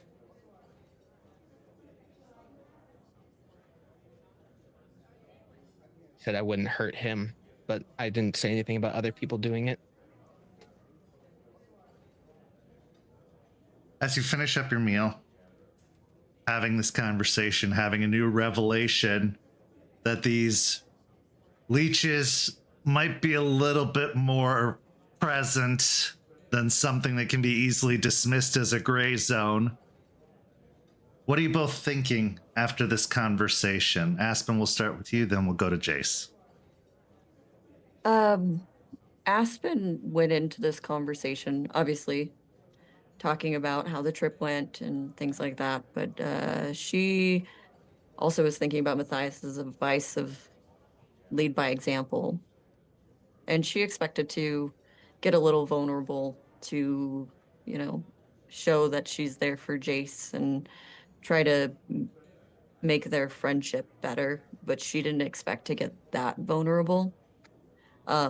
So in her mask to slip that much with Jace, but it was a pleasant surprise of his reaction to it. So, and then when everything went really well, of course, there's another thing to do. And that's always wonderful. That's always great when, you get one win and you got another thing to do. So the thought of potentially meeting with more leeches is not great, but we'll see what the Ratkin have to say because she trusts them for the most part. Yeah. Jace. At the moment, he sits there eating the piece of pizza, a bit frustrated that Skeeter would do that. But then he thinks about it like, I would actually expect nothing. I'm not that upset.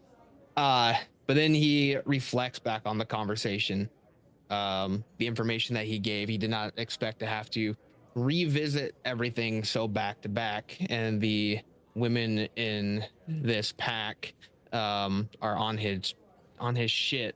Like they know him a little too well. But both their advice is kind of ringing into his head that his reaction towards Charles might have been a bit too abrupt. That his and that oath that he made him swear is far too large for one person to take on, especially with everything that's happening with the sept getting bigger. It's not fair to Charles. It's not fair to the friendship they had. And these things need to be changed. And with Aspen giving the story that she did and the different vulnerabilities that she has brought up to Jace are something he wouldn't expect, especially when he first met her.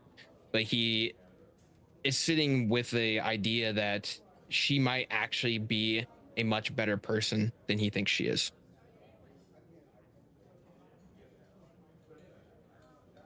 When we encounter struggles, we deal with them in a variety of ways. Guru have this constant underlying anger. Some of it comes from their own experiences, but a good majority comes from the suffering that Gaia has experienced. There are a lot of ways to deal with frustration. You could sign up for a gym and start working there, wrestling, blowing off some steam physically. You could go fishing to a peaceful and serene riverbank. And sometimes all it takes is a good conversation with a friend and being told the things you don't want to hear to stop that boiler from erupting and exploding.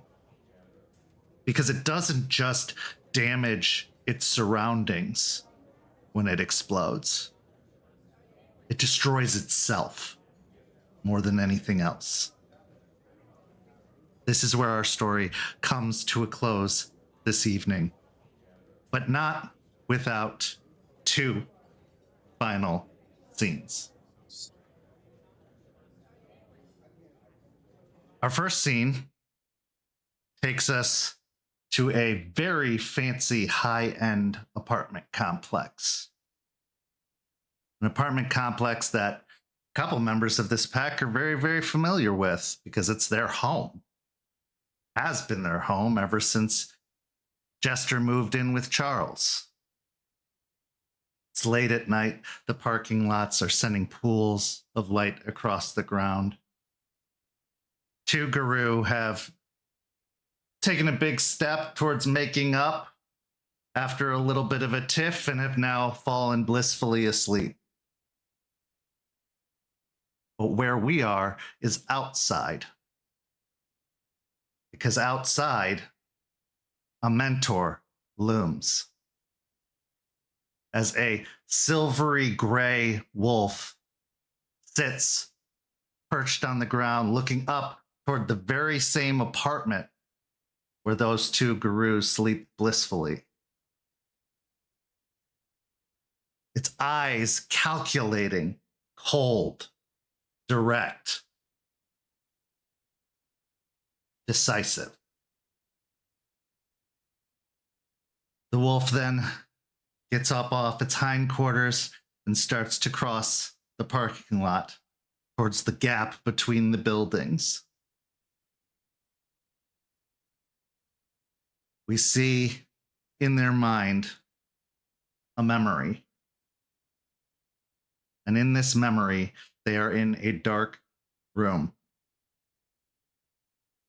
A similar pool of light to that of the parking lot. But in this pool of light is a chair.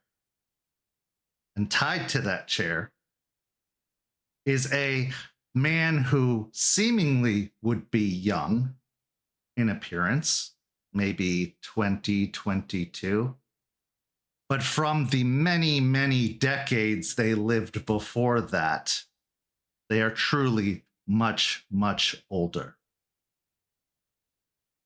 Volkov walks in with a young, blonde-haired boy at the age of 9.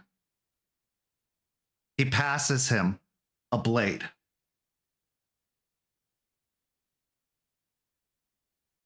You know what you have to do.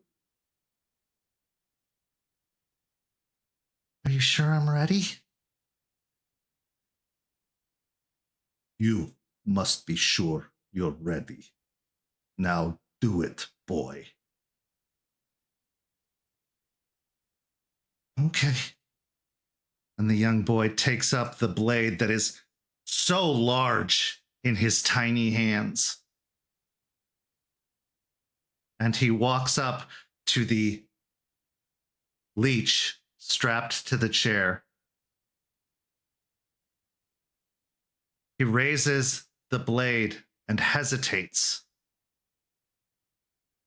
And in a flash, Volkov is up to the chair, undoing the binds of the leech, who springs up out of the chair, but not quick enough because the blade slices across their neck, sending the head toppling off to the side and the torso dropping to the ground before quickly disintegrating. In our second scene, we find Eliza Ross, Stargazer Theurge. But she's not anywhere recognizable. Where she is the past. Where she is a dream. In this dream, there is a cemetery. A cemetery filled with well-manicured gravestones. A cemetery where 3 Guru lay dead. And a leech wearing a cowboy hat with the most ugly face you can imagine walks away on the pavement, the sound of spurs clinking with each step. We move to see the face of a young blonde woman laying dead in a pool of her own blood.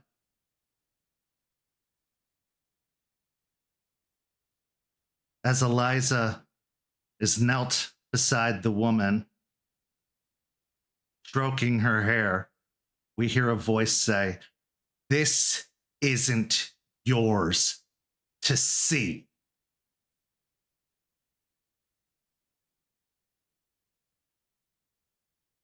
Eliza says,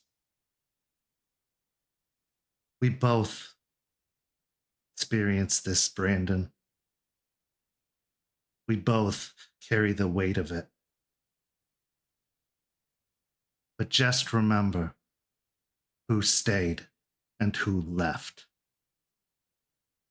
And with a scream, Eliza is thrown from the dream, sitting up into her bed in a startled panic, sweat dabbing her forehead, tears clung to her eyes. And that's where our story comes to a close. Thank you so much to these amazing players. Thank you to all of you watching at home. Go follow St. Pete by Night on all of that social media you see down below and sign up for the Ko-fi, where you can become a member for as low as $5 a month and exclusively see all of the content that happens behind the scenes of all of our shows, including Hellhounds, which has a new episode this Friday, Red Tide Rising, which has a new episode this Sunday, and of course, Rage Across Tampa, which you've just seen, but we'll be back next week. For these amazing players, I'm Kent. Thank you so much for watching, and we'll see you next time.